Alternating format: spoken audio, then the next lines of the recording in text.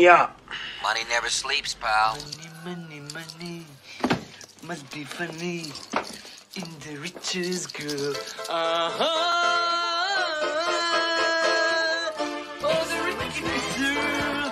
If I get a little money. Il faut bien admettre en effet que quelques petits excès ont été commis. D'ailleurs, à propos de marge, je trouve un peu baroque de vous prêter à 8% du pognon que vous faites travailler à 20. Ils avaient le droit de faire ça? Pourquoi? Le droit. Avec moi, vous êtes sûr de revoir votre argent. I want you to deal with your problems by becoming rich.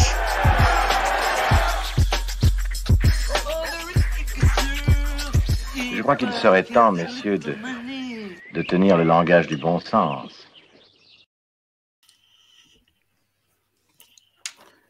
Bonsoir à tous, bienvenue sur Premier Place. C'est un plaisir, un honneur d'être avec Marc-Gabriel Draghi. Il y a un peu d'écho. Peut-être chez l'un d'entre vous, si vous voulez couper votre micro quand je parle, comme ça ne fera pas d'écho, je pense. Un des deux, ouais. C'est mieux là? Ouais. Bof. On va voir, sinon je me tairai.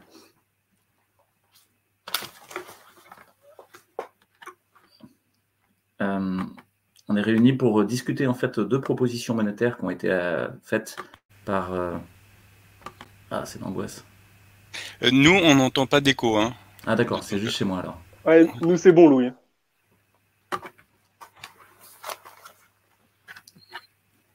Il y avait un jeu comme ça quand on était petit où on devait, il y avait des gens au téléphone qui devaient faire bouger un petit personnage à la télé et ils avaient plein d'échos. Et dans Interville aussi, ils avaient de l'écho quand ils parlaient. Ils avaient dit les phrases, ils avaient répété. Donc ça va être comme ça pour moi aussi. Donc on est réunis avec Anis et Marc-Gabriel pour finalement deux constats qui sont identiques, qui sont que les 2200 milliards de masse monétaire à disposition sont 100% de la monnaie dette, de la monnaie fiat, dit Marc-Gabriel, comme fiat lux, quoi. Elle apparaît de novo dans une opération alchimique de transformer rien en de l'or. Et pour Anis, elle est plutôt la morsure du serpent qui a servi le temps des gens, contrairement à tout ce qui avait été dit par Aristote, qu'il était inique de s'emparer du temps, à tout ce qui a été dit par la scolastique et par les textes bibliques, coraniques ou de la Torah, qui nous disent que finalement, on n'a pas le droit de s'emparer du temps comme ça et de jouer à Dieu à la place de Dieu. Donc, vous avez cherché des solutions. L'un a parlé de monnaie fondante vendredi et l'autre a parlé de bimétallisme. Donc, on revient de la matière. Est-ce que juste vous voulez bien vous représenter succinctement? Il y en a un qui est peut-être un trader repenti qui essaie de trouver les écailles du serpent pour passer à travers et le vaincre. Et l'autre qui est plutôt... à la fois un peu historien, avec une connaissance comme une énorme bibliothèque et très universelle sur l'histoire de la monnaie et du droit de la monnaie. Et j'ai un juriste de la monnaie. Je vous laisse la parole. Anis, je t'en prie. C'est ce que j'allais dire. Donc, moi, je vais me présenter très rapidement. Donc, Anis Lagenef. Donc, comme l'a dit lui, je suis un ex-trader. Alors, repenti, je pense pas. Parce que pour aller dans la repentance, il faut être conscient du mal qu'on a fait. Et comme je pense énormément de gens dans le système, on n'est même pas conscient de ce qu'on fait. Et justement, c'est le but de mon action, c'est de me dire si moi, j'ai mis du temps à comprendre en quoi la finance que je faisais, même la mienne, qui était soi-disant non entachée d'usure, c'est-à-dire non entachée justement du vol du temps des autres, pourquoi elle est devenue, pourquoi l'immobilier l'est devenu. Et je me suis dit, mais pourquoi les actions le sont devenues aussi. Donc je me suis dit, mais comment je vais, si moi je l'ai appris, comment je vais le diffuser? Eh ben, c'est justement ça en fait. Je pense que je suis plutôt... je me représente comme un gladiateur, moi tout seul avec mon bouclier contre la finance. Quelqu'un m'a dit aujourd'hui que dans mon prénom et mon nom il y avait finance, donc c'est peut-être une destinée. Donc il y avait toutes les lettres pour composer le mot finance. Donc c'est peut-être une destinée. Et justement, l'idée c'est pas juste de combattre et de dire du mal de la finance pour dire du mal, mais aussi d'analyser et de trouver des solutions. Et je crois qu'on est tous les trois réunis ce soir pour ça. Merci beaucoup, Anis. Marc-Gabriel, si Anis, c'est Financeman, toi, c'est le fils caché de Mario, c'est ça? C'est ça, oui. Moi, malheureusement, dans mon nom, ça fait aussi référence à, on va dire, à une banque centrale qui n'a pas la cote dans nos milieux, on va dire. Et pour me définir, tu l'as très bien fait, Louis, je suis juriste. Donc, je me suis intéressé à l'histoire de la monnaie, qui est pour moi, au départ, on reviendra justement, c'est le cadre de ce débat. En fait, la monnaie, c'est la règle des règles, la norme suprême, si on peut le dire, si on peut dire.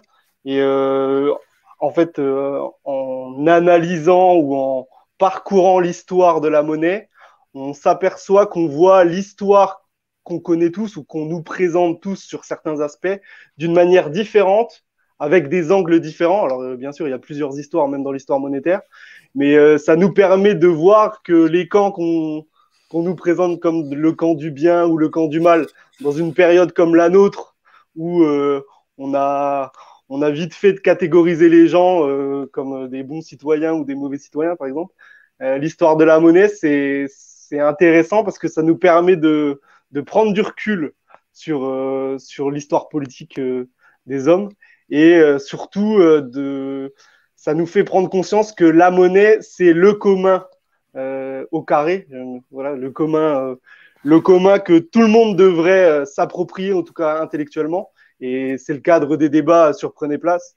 Donc, ça va être intéressant de débattre avec vous et puis de voir, de confronter nos arguments pour essayer, à notre petite échelle, d'aller vers une solution à cette grande question monétaire qui n'est pas solutionnée depuis presque le début de l'humanité, puisque le début des échanges entre les humains, ça commence à faire long. Donc, il serait peut-être temps qu'on arrive à se pencher sur cette question de manière sérieuse, parce qu'il y en a certains qui se servent de l'outil monétaire, ou en tout cas de la technique financière, pour nous imposer, on va dire, leur volonté ou un certain projet ou des projets. Voilà. Oui, alors c'est marrant parce que dans cette vision historique, tu nous rappelles que numisma, ça vient de nomos, nomoi, les règles, le droit, et que finalement, dans la doctrine aristotélicienne monétaire métalliste, en fait, il y a un des éléments, c'est que la monnaie, c'est la norme impérative, c'est la marque du souverain. C'est ce qui va transformer depuis un élément de nature, qui est un élément qui n'appartient à personne au départ, qui peut être trouvé par n'importe qui peut être miné, comme on dirait aujourd'hui, par n'importe quel citoyen en quête, un 49er avec son chapeau qui part au bout de la Californie, jusqu'à vous et moi, n'importe qui peut la trouver, mais ensuite, une règle est imposée, une norme est frappée, et ça devient clairement une règle de droit, au passage, une norme impérative. Puis de l'autre côté, Anis, toi, tu nous parles plutôt de dialyse du sang. Et moi, ça me parle parce que je suis médecin et j'utilise l'épuration extra-rénale dans mon métier. Comme si le sang était pollué par quelque chose, pollué par la dette, et qu'il s'agissait de gentiment, doucement retrouver une fonction de filtration, une sorte de fonction rénale qui a été perdue, qui est cette idée qu'on devrait se séparer des déchets.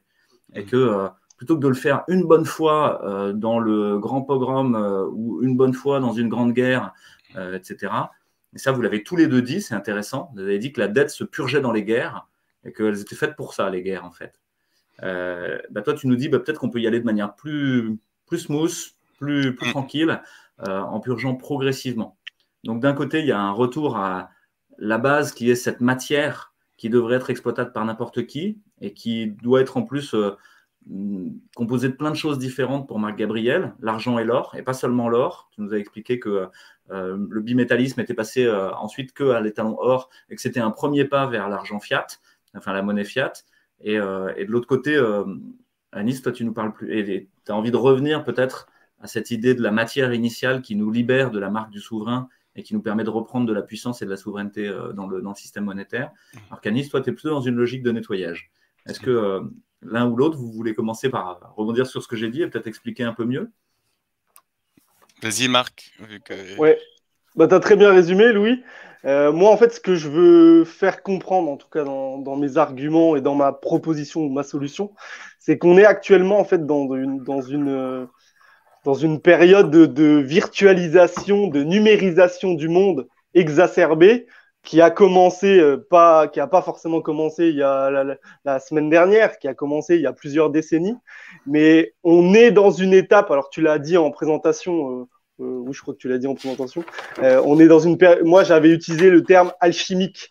En fait, je pense que le système financier actuel est véritablement alchimique, dans le sens où en fait, les gens qui tiennent ce système sont capables de nous imposer des choses, une volonté ou des programmes qui sont contre nature, dans le sens où tu l'as dit, la matière, qui vont contre la matière.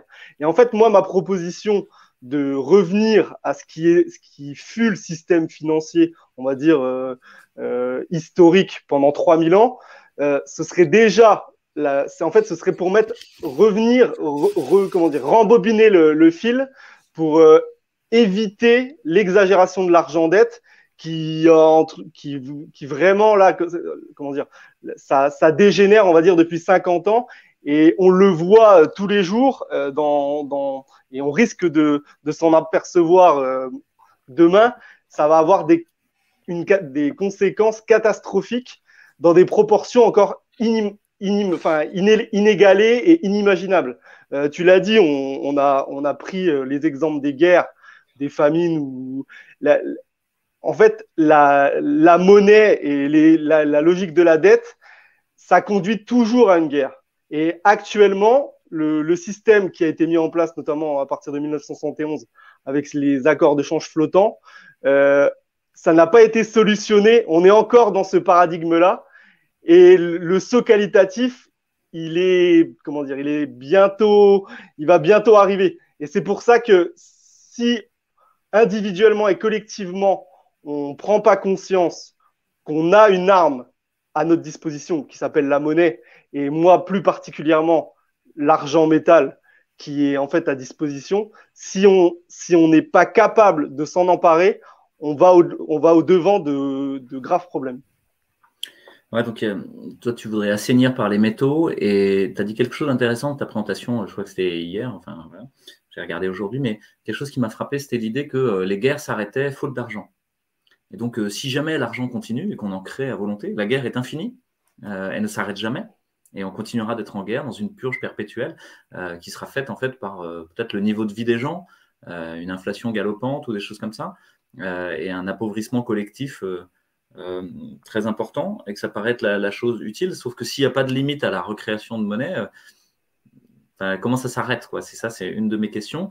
Et tu as parlé de gens qui avaient perdu confiance justement dans cet argent-dette et qui avaient déjà commencé à faire ce que tu proposes. Tu as parlé du Silver Quiz. Est-ce que tu peux nous en dire un mot? Ça paraît un truc rigolo, mais en fait, c'est une vraie opération presque politique. Alors en plus, ça vient du monde anglo-saxon, comme souvent, parce que donc j'en ai parlé un tout petit peu dans la vidéo de présentation sur le bimétallisme. La question de l'argent métal, elle a vraiment été posée dans le sens politique aux États-Unis. C'est-à-dire, il y a eu des campagnes présidentielles où des candidats à la présidence se battaient pour remonétiser l'argent métal. J'ai parlé de William Jennings Bryan. Il y a aussi des présidents américains, James Garfield. J'ai parlé de Kennedy qui avait eu un projet de Silver Note. Donc déjà, bon, voilà. Mais c'est aux États-Unis qu'il y a une conscience, on va dire, des masses. Alors le Silver Squeeze, je le dis tout de suite, c'est résiduel puisque ça concerne à peu près, pour les gens qui connaissent les forums Reddit, ça concerne à peu près on va dire 200 000 personnes. Et c'est des gens qui, alors Anis, toi, tu l'avais bien expliqué dans une des vidéos que tu avais faites, c'est venu après l'affaire GameStop. On aura peut-être l'occasion d'en reparler. C'est des gens qui proposent de faire sauter les positions des grandes banques commerciales et qui tiennent en définitive les banques centrales. Comme tu l'as dit, Anis, les banques centrales indépendantes, elles sont indépendantes du peuple, mais pas des marchés financiers. Et en fait, donc le peuple américain, alors il y a une partie des gens qui vont vers la crypto-monnaie, on aura peut-être l'occasion d'en reparler, et il y a une partie, on va dire, des libertariens et des anarchistes qui restent sur ce vieux fantasme de l'argent métal. Ils se souviennent des histoires des grands-oncles ou des papis et des mamies qui parlaient d'une époque lointaine où l'argent métal permettait on va dire, aux classes laborieuses et à la classe moyenne de pas se laisser totalement faire au niveau politique et au niveau économique. Et le Silver Squeeze, en fait, ça préconise un achat massif d'argent au niveau sur le détail, en fait, d'acheter des pièces d'investissement pour essayer de faire sauter les positions des grandes banques commerciales. Donc là-bas, JP Morgan étant la plus connue, il y a Goldman Sachs, il y a Barclays, enfin il y en a tout un tas. Et le but, en fait, c'est de faire exploser à la hausse le cours de l'argent métal qui est en fait manipulé, comme je l'ai dit, après je vais m'arrêter, qui est manipulé pour justement imposer la toute-puissance des monnaies fiat. Et le Silver Squeeze, c'est à la fois un programme individuel pour se mettre à l'abri. Alors, il y a un côté thésaurisation, on pourra revenir après, mais c'est aussi un côté de lutter contre l'hyperinflation qui est le résultat des politiques de surliquidité des banques centrales, et aussi un côté politique qui vise à dire on est capable de faire sauter le trucage mis en place par les grandes banques commerciales. Et pour vous dire un exemple, parce qu'il y a des gens qui pensent que c'est farfelu et que ça n'a pas d'effet, le Silver Squeeze au mois de mai, il a réussi, alors après ça a été repris en main, mais il a réussi à faire augmenter de 15% momentanément le cours de l'argent métal. Alors après, ça n'a pas été au bout parce qu'il n'y a pas des millions de personnes qui le font, mais ça sort pas de nulle part et ça a quand même des effets concrets. Je m'arrête là. Merci Marc-Gabriel, tu en avais parlé, de fixing du cours des métaux précieux par les groupes privés, finalement, qui aboutit à un trafic de métaux précieux et à la spoliation de la capacité à avoir de l'argent, justement, par les gens, alors même que tu nous as expliqué dans ta présentation que l'argent était l'or des pauvres, et celui qui travaillait le plus, celui qui était vraiment en circulation, beaucoup moins une monnaie de thésaurisation, et beaucoup plus une monnaie d'échange et de travail. Anis, toi, tu n'es pas dans un retour à l'argent sonnant et trébuchant, tu es plutôt dans cette idée de dialyse, tu peux nous l'expliquer un peu plus? Je veux bien. Juste avant, j'aimerais bien rebondir un tout petit peu sur et faire 3 petites remarques. Déjà, quand tu parlais à un moment de la scolastique et du vol du temps, et en fait voler le temps, parce que faire commerce de la monnaie, c'est en fait faire commerce du temps. C'est la première chose que n'importe quel financier apprend à l'école, c'est ce qu'on appelle exponentielle moins RT, ou R. C'est le taux d'intérêt, et T, c'est le temps. Donc, il y a CNN qui s'est posé la question très sérieuse, est-ce que être le chairman, donc le président de la Fed, est-ce que c'est être Dieu sur Terre? Voilà, donc j'invite tous les gens à taper sur Internet Bernanke, CNN, God, et c'est le premier site qui arrive. Donc ça, c'est la première remarque, c'est pas une remarque farfelue. Donc saint Thomas d'Aquin et toute la clique, presque 800 ans avant ou 900 ans avant aujourd'hui, se sont posé la question et eux ont eu la réponse à cette question. Donc ça, c'est le premier point. Le deuxième point, moi j'aime bien l'idée d'alchimie dont Marc-Gabriel a parlé, parce que je fais justement un Fred un jour, je parle souvent aussi d'alchimie aussi, parce que c'est exactement ce qui est en train de se passer, on nous vend de la poudre de perlimpinpin, comme dirait l'autre.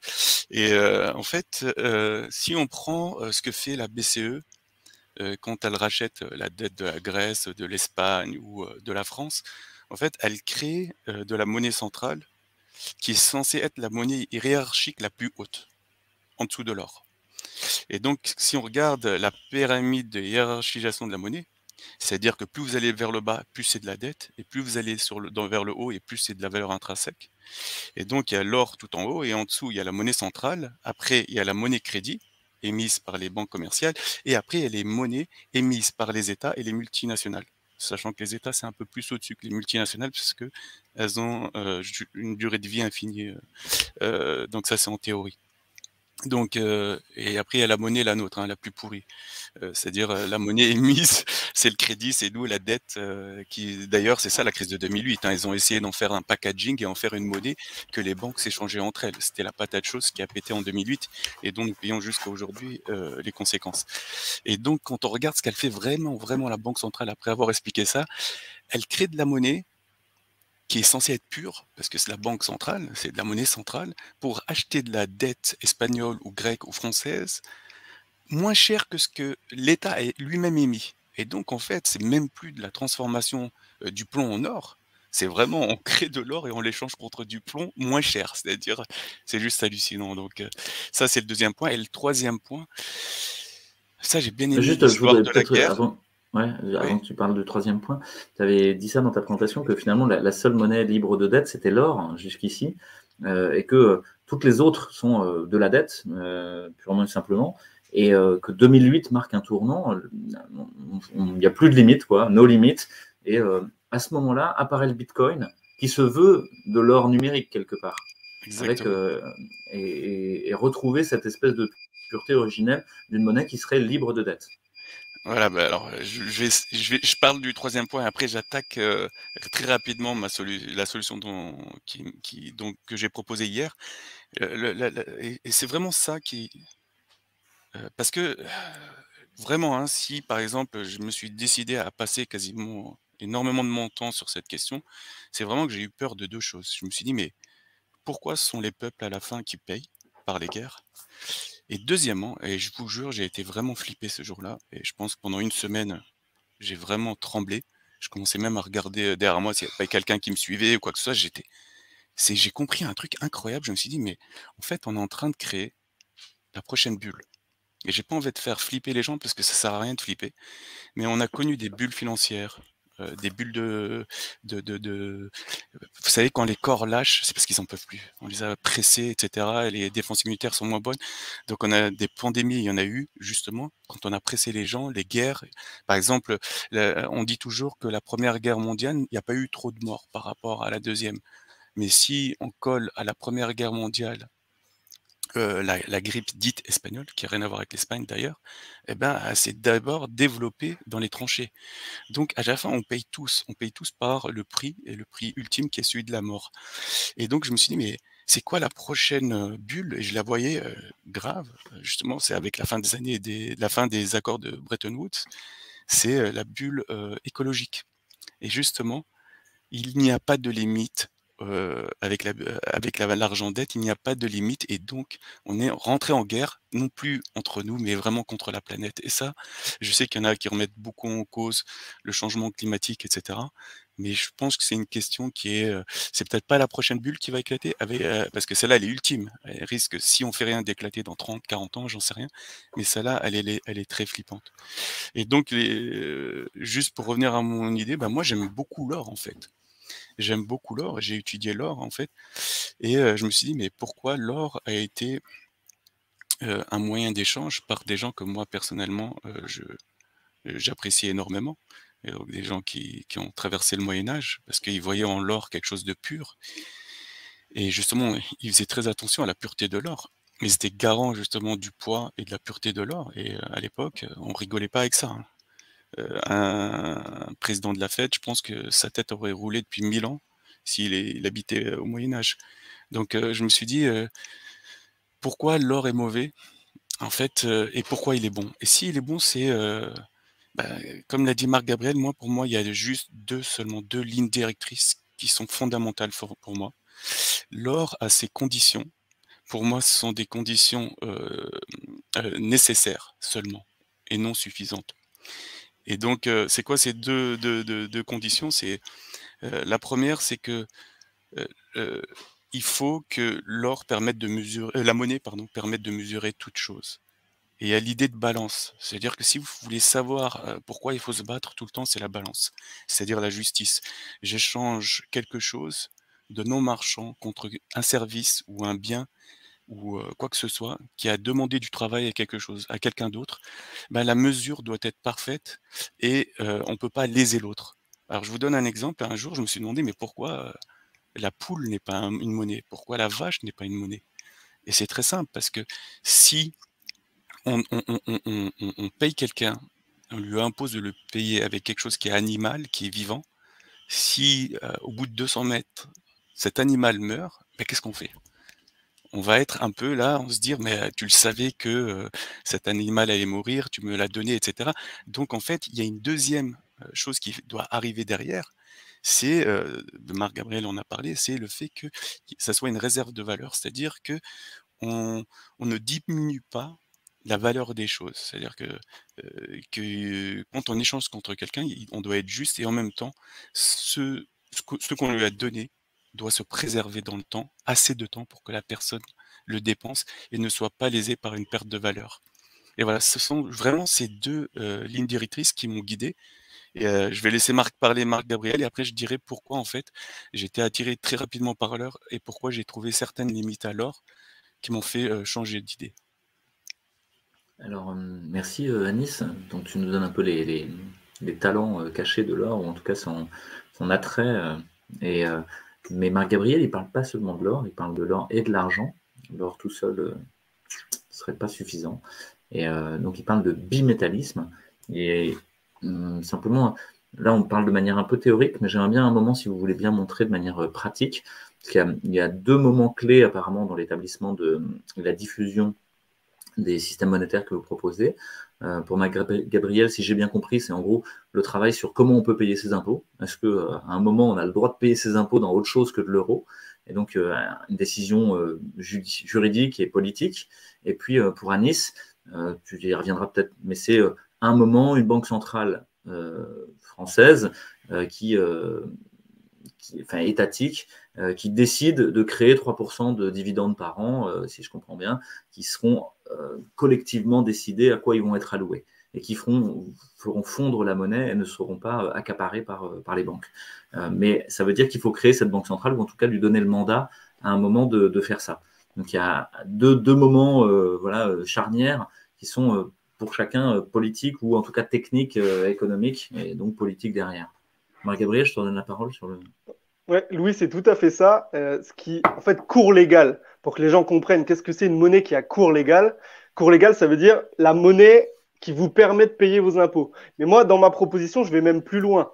En fait, quand une monnaie, pour qu'une monnaie ait réellement de la valeur, c'est que vous ayez la capacité de dire à votre employeur, si vous êtes salarié, ou à vos clients, si vous avez une entreprise, de dire, moi, pour me payer, vous me payez en or, en argent ou en monnaie fiat.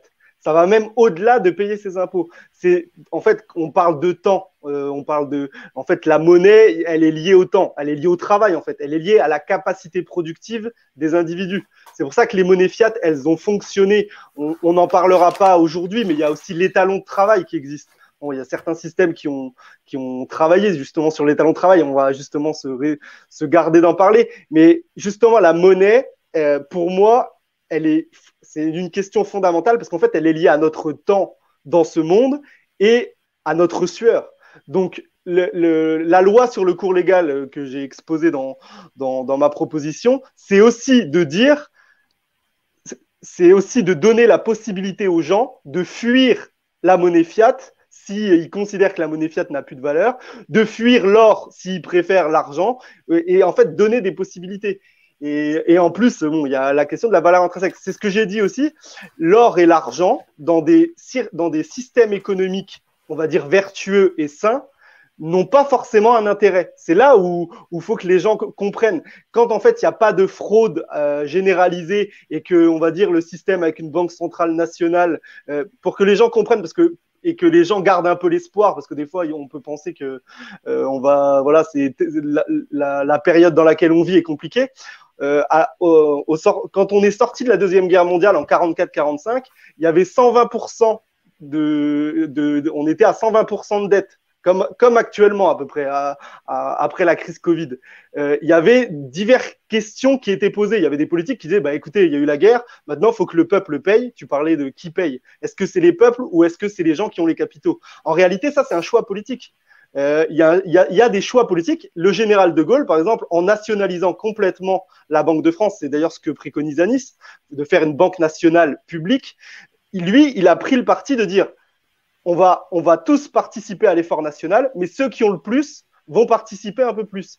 Et en fait, ça, c'est fondamental de comprendre ça. Et l'argent, l'or, c'est en fait des garanties dans un système monétaire. C'est ce qui permet de dire aux gens on va travailler sur cette base-là. Nous, État, on va battre monnaie pour faire qu'il y ait une circulation des biens et des services et faire que cette circulation des biens et des services soit faite à l'avantage de la société. Parce que le but, en fait, c'est la politique, dans l'administration de la cité, justement, comme on a parlé d'Aristote. Le but, c'est de faire que le système financier et économique favorise la majorité dans le meilleur, dans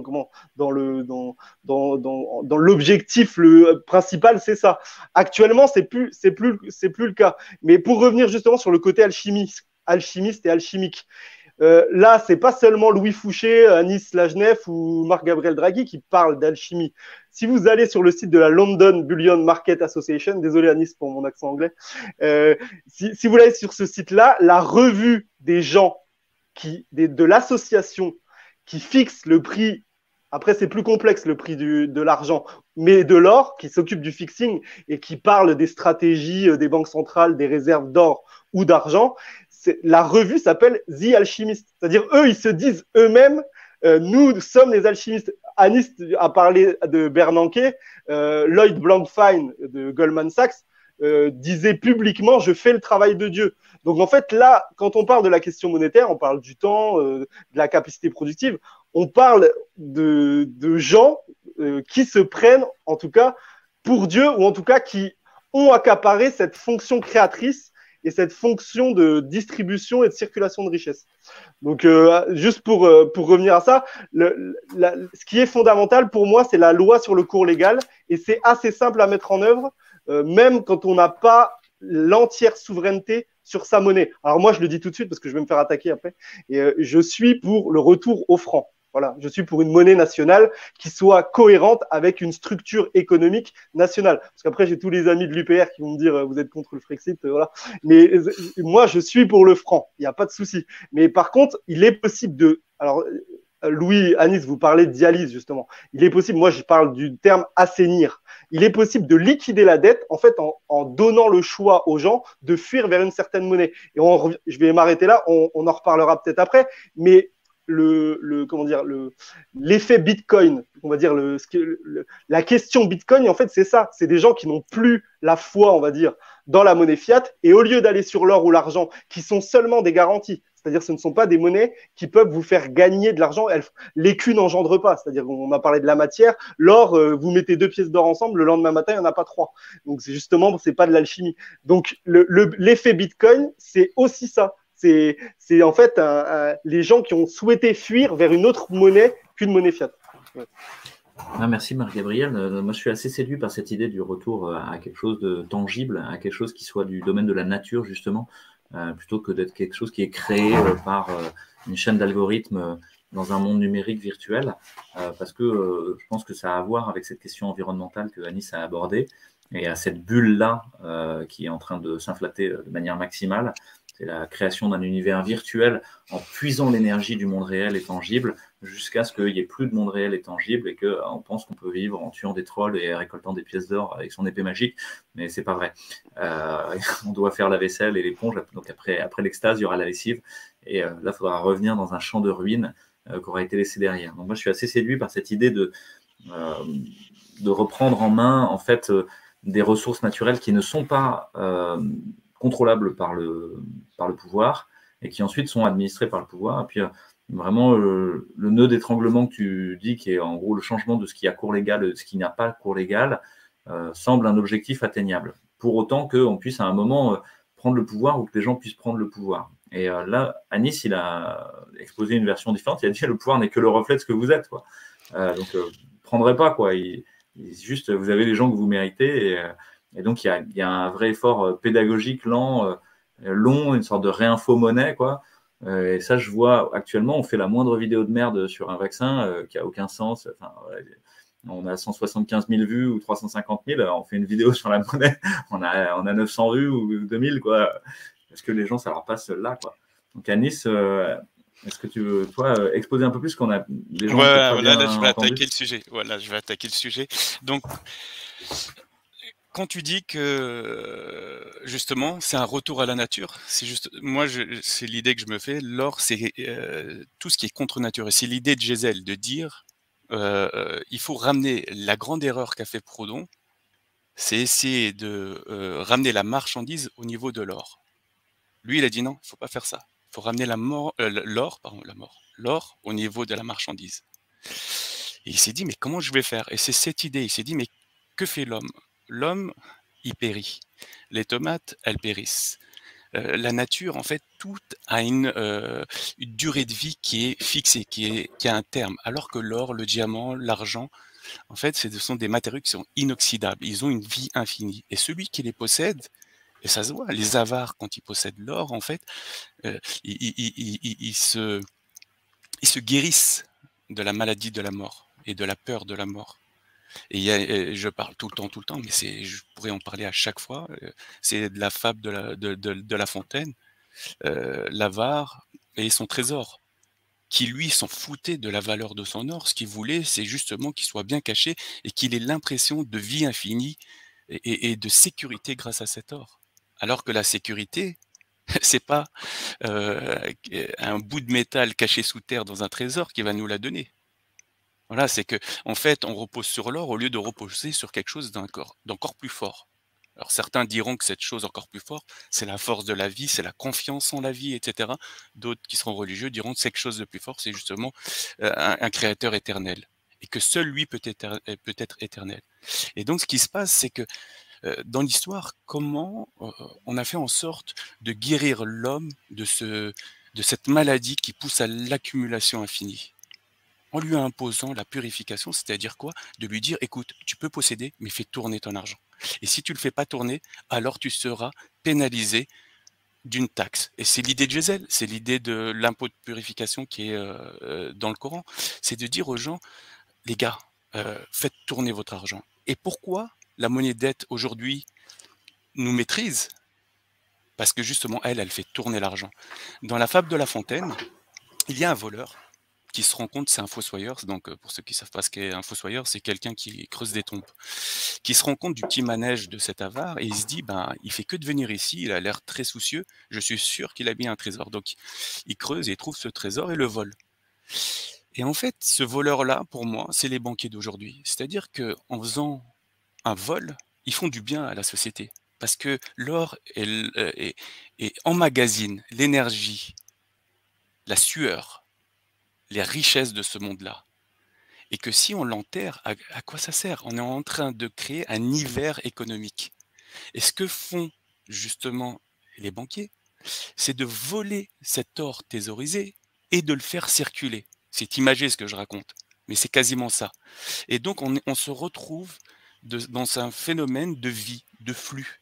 Mais un flux qui est dans le moteur, dans l'essence et l'usure, qui fait que tout s'accélère très vite. Donc on passe de l'hiver à une vie ou à un désert où il fait 60 degrés. Ça va trop vite, ça va. Donc il faut justement un juste milieu, une voie du milieu, c'est-à-dire pas l'or qui est thésaurisable et qui concentre sur lui la confiance. Ça, c'est très important aussi à comprendre. Pourquoi l'or est devenu hégémonique? Parce que normalement, dans un monde idéal, les gens ont une parole. Il suffit qu'ils disent « Donne-moi ton pain, je vais te payer à la fin du mois avec mon salaire » et partir. C'est suffisant. Et lui, hop, il note « Je dois à lui, je dois à lui ». Bon, aujourd'hui, on a des moyens électroniques. Mais normalement, si tout le monde avait une parole, si tout le monde était capable de dépenser pas plus que ce qu'il gagne, et que tout ça était enregistré dans un énorme registre, en fait, parce qu'il faut, quand on a une dette, il faut l'écrire, franchement, on n'aurait pas besoin de monnaie. Les gens, à la fin, ça clear automatiquement et on n'aurait pas besoin de monnaie. L'or est venu justement pour libérer les gens de leurs dettes. C'est ça en fait. C'est pour ça que je dis l'or est une monnaie libre de dette. C'est que avant, on écrivait sur un bout de papier, voilà, je te dois 100 et on dort pas. Parce qu'il y a des gens, ils ont une conscience, une morale, quand ils doivent de l'argent, ils veulent s'acquitter justement de cette dette. Mais avec l'or, du coup, tu m'as donné ton pain au lieu que je te donne un papier pourri qui sert à rien, je te donne de l'or, t'inquiète pas, quelqu'un d'autre va le prendre et si tu le conventions. Et si on veut, pour les plus puristes, ceux qui aiment l'or, cet or-là a une valeur intrinsèque. Moi, je pense qu'il a une partie de valeur intrinsèque, mais il a surtout une valeur de confiance. Et ce qui s'est passé, c'est que les gens ont mis leur confiance dans l'or, qui est devenu un faisceau qui a concentré l'amour de l'or. Et une fois qu'il y a des petits malins qui ont compris que si ils s'accaparent cet or, alors ils s'accaparent la confiance des gens. Et une fois qu'ils ont ça, je le répète tout le temps, tout l'or du monde, tout l'or produit extrait depuis la nuit des temps tient dans un cube qui fait 21 mètres. Donc je sais que Marc Gabriel parle aussi de l'argent, mais l'argent aussi est peu oxydable. Donc, et il y en a beaucoup plus d'ailleurs. Mais je reviens à l'or, c'est que je me dis pourquoi l'or est mauvais, justement parce qu'il est en petite quantité et que ceux qui se l'accaparent, que ça soit les banquiers italiens du Moyen Âge ou que ça soit les États-Unis au moment de signer Bretton Woods, bah, dès qu'ils s'accaparent cet or, en fait, ils deviennent nos maîtres et derrière, on sait ce qu'ils font avec justement ce pouvoir qui s'accapare et c'est pour ça que je suis contre l'or. Ouais, donc là, tu nous présentes les mauvais côtés de l'or. Après nous Mais il avoir y a dit des les bons bons côtés côtés. tout à l'heure. J'espère qu'à la fin, la Et- troisième partie, si je peux parler, je dirai Ouais. pourquoi. Ce que j'essaye de faire, c'est répliquer les qualités de l'or. Et c'est ce que fait le Bitcoin aussi. Et si le Bitcoin, il y en a 21 millions à la fin, rappelez-vous un Les cube 21 qui mètres fait d'arête. 21 mètres d'arête, c'est qu'il y a un lien. Et moi, je veux. Alors, c'est pas une monnaie centralisée, ce que je veux. Hein. C'est une monnaie qui est qu'on décide communément, qui est mise en place par un gardien du temple qui va justement mettre en place cette monnaie. Mais c'est une monnaie où chaque citoyen, on peut décider que chaque citoyen a un vote sur cette monnaie et peut décider justement au départ des lignes directrices du protocole de cette monnaie, c'est-à-dire, par exemple, la création monétaire ne doit pas être plus que 3%, ou elle doit être 3%. À qui on l'alloue, comme tu en as parlé tout à l'heure, ce que j'appelle le dividende social. De l'autre côté, on peut dire aussi qu'il y a une fonte. Et pourquoi j'aime l'idée qu'il y ait cette fonte dans le protocole monétaire? Parce que je pense que c'est utopique de se dire on va ramener les gens à la parole et à la confiance et qu'à eux-mêmes, ils regardent leur richesse et donnent 2, 3%, 4% aux pauvres, à l'État. Ça, j'y crois pas. J'y crois pas à ce que les gens s'auto-pénalisent parce que les gens ne croient plus en rien, ils ne croient qu'en l'argent. Donc leur dire de se séparer de ce qui les rend heureux et qui sert à rien en réalité quand tu l'as en surplus, comme je l'expliquais avec l'avare et le trésor. Donc voilà, c'est ça l'idée, c'est de dire mais comment pénaliser l'argent qui ne circule pas, c'est justement d'en rappeler un petit peu. Et après, j'ai toujours l'idée que, et c'est pour ça que moi j'aime bien la dialyse, c'est qu'on dit on laisse le système ensemble et on voit qui va gagner entre la monnaie dette et la monnaie qui meurt. Parce qu'en fait, la monnaie dette, c'est une monnaie de flux aussi. Je suis pas sûr. On enlève l'inégalité du taux d'usure. Je ne suis pas sûr qu'il fasse totalement, justement, supprimer le fait que des gens s'endettent. Je suis pas contre le fait que des gens s'endettent, mais je suis contre le fait que la monnaie repose sur la dette. Par contre, je suis contre l'usure, ça, quoi qu'il arrive, parce que socialement, à la fin, ça converge vers un maître hégémonique, parce qu'il en restera qu'un. Pour l'instant, ça se bat entre Bezos et Elon Musk. Et si on leur donne encore 30 ans, on verra où on sera, mais je pense qu'il y aurait des gens qui se réveilleront d'ici là. Merci Anis. Alors je vais te donner la parole parce que Marc Gabriel il trépigne. Juste, j'ai l'impression que tu nous as parlé du fait que l'or était mort quelque part. Et ça me fait penser au petit magazine de la Nef où voilà, où je suis, qui s'appelle Vif Argent, avec l'idée de vif, que ça doit être vif et vivant. Et si c'est quelque chose de vivant, c'est quelque chose aussi qui meurt. Et qui doit s'éroder aussi au fur et à mesure du temps et qui correspond à cette idée de la fonte dont tu parles, pour que la monnaie brûle les doigts, parce qu'en gros, la thésaurisation n'a aucun intérêt et qu'il s'agit de la dépenser, de la faire circuler, qu'elle soit encore plus vivante. De toute manière, ça n'a aucun intérêt de la garder. Il n'y aura pas de confort surajouté à essayer de créer de l'argent avec de l'argent. Et tu parles aussi d'un deuxième concept qui est celui de la confiance, en disant que un des gros accaparements qui a été fait par l'or, c'est la question de la confiance, qui finalement, si les gens avaient confiance les uns dans les autres, il n'y aurait pas besoin d'une réserve, il n'y aurait pas besoin d'or. Et tu as esquissé les traits d'un grand registre qui me fait penser à de la blockchain ou à quelque chose de numérique, bien sûr, mais qui pour moi repousse juste un cran plus loin la question, c'est qui est le propriétaire de ce registre, qui le gère, quelles sont les règles qui font qu'on le gère ensemble. Et donc, ils sont toujours autour de cette question de la gouvernance, c'est-à-dire des êtres humains ensemble et qui se donnent des règles. Et là, je dirais une dernière chose avant de laisser la parole à Marc Gabriel, c'est que, ayant fui d'Égypte, vous vous souvenez, les Hébreux fuient l'esclavage, Dieu va tuer tous les premiers-nés. Hein. Et donc, les Hébreux doivent avoir le sac sur l'épaule, être prêts à se tirer, surtout se tirer, quoi. Sortir de ce système et marquer le dessus de chez eux pour Pessah du sang d'un agneau, sacrifier un agneau. ils partent, il faut un acte de foi à un moment, c'est-à-dire ils vont traverser la mer Rouge. C'est pas donné à tout le monde de traverser la mer Rouge, donc il faut faire confiance. Et si tu n'as pas confiance, tu seras englouti ou rattrapé par les armées de Pharaon qui sont très en colère que les premiers-nés soient morts. Puis une fois que tu arrives de l'autre côté, tu vas, vache mec, tu vas manger de la manne, ça tombe du ciel, mais il n'y a pas grand-chose, ça se répète, c'est toujours un peu pareil. Puis 40 ans dans le désert du Sinaï. Pour ceux qui ont déjà regardé une carte de géographie, on ne peut pas rester 40 ans dans le désert du Sinaï. Je pense que même en tournant en rond, au bout de un mois et demi, on est sorti, quoi. Et donc, il y a une errance, il y a le chaos. Et il y a un chaos qui se résout par l'étape de la loi.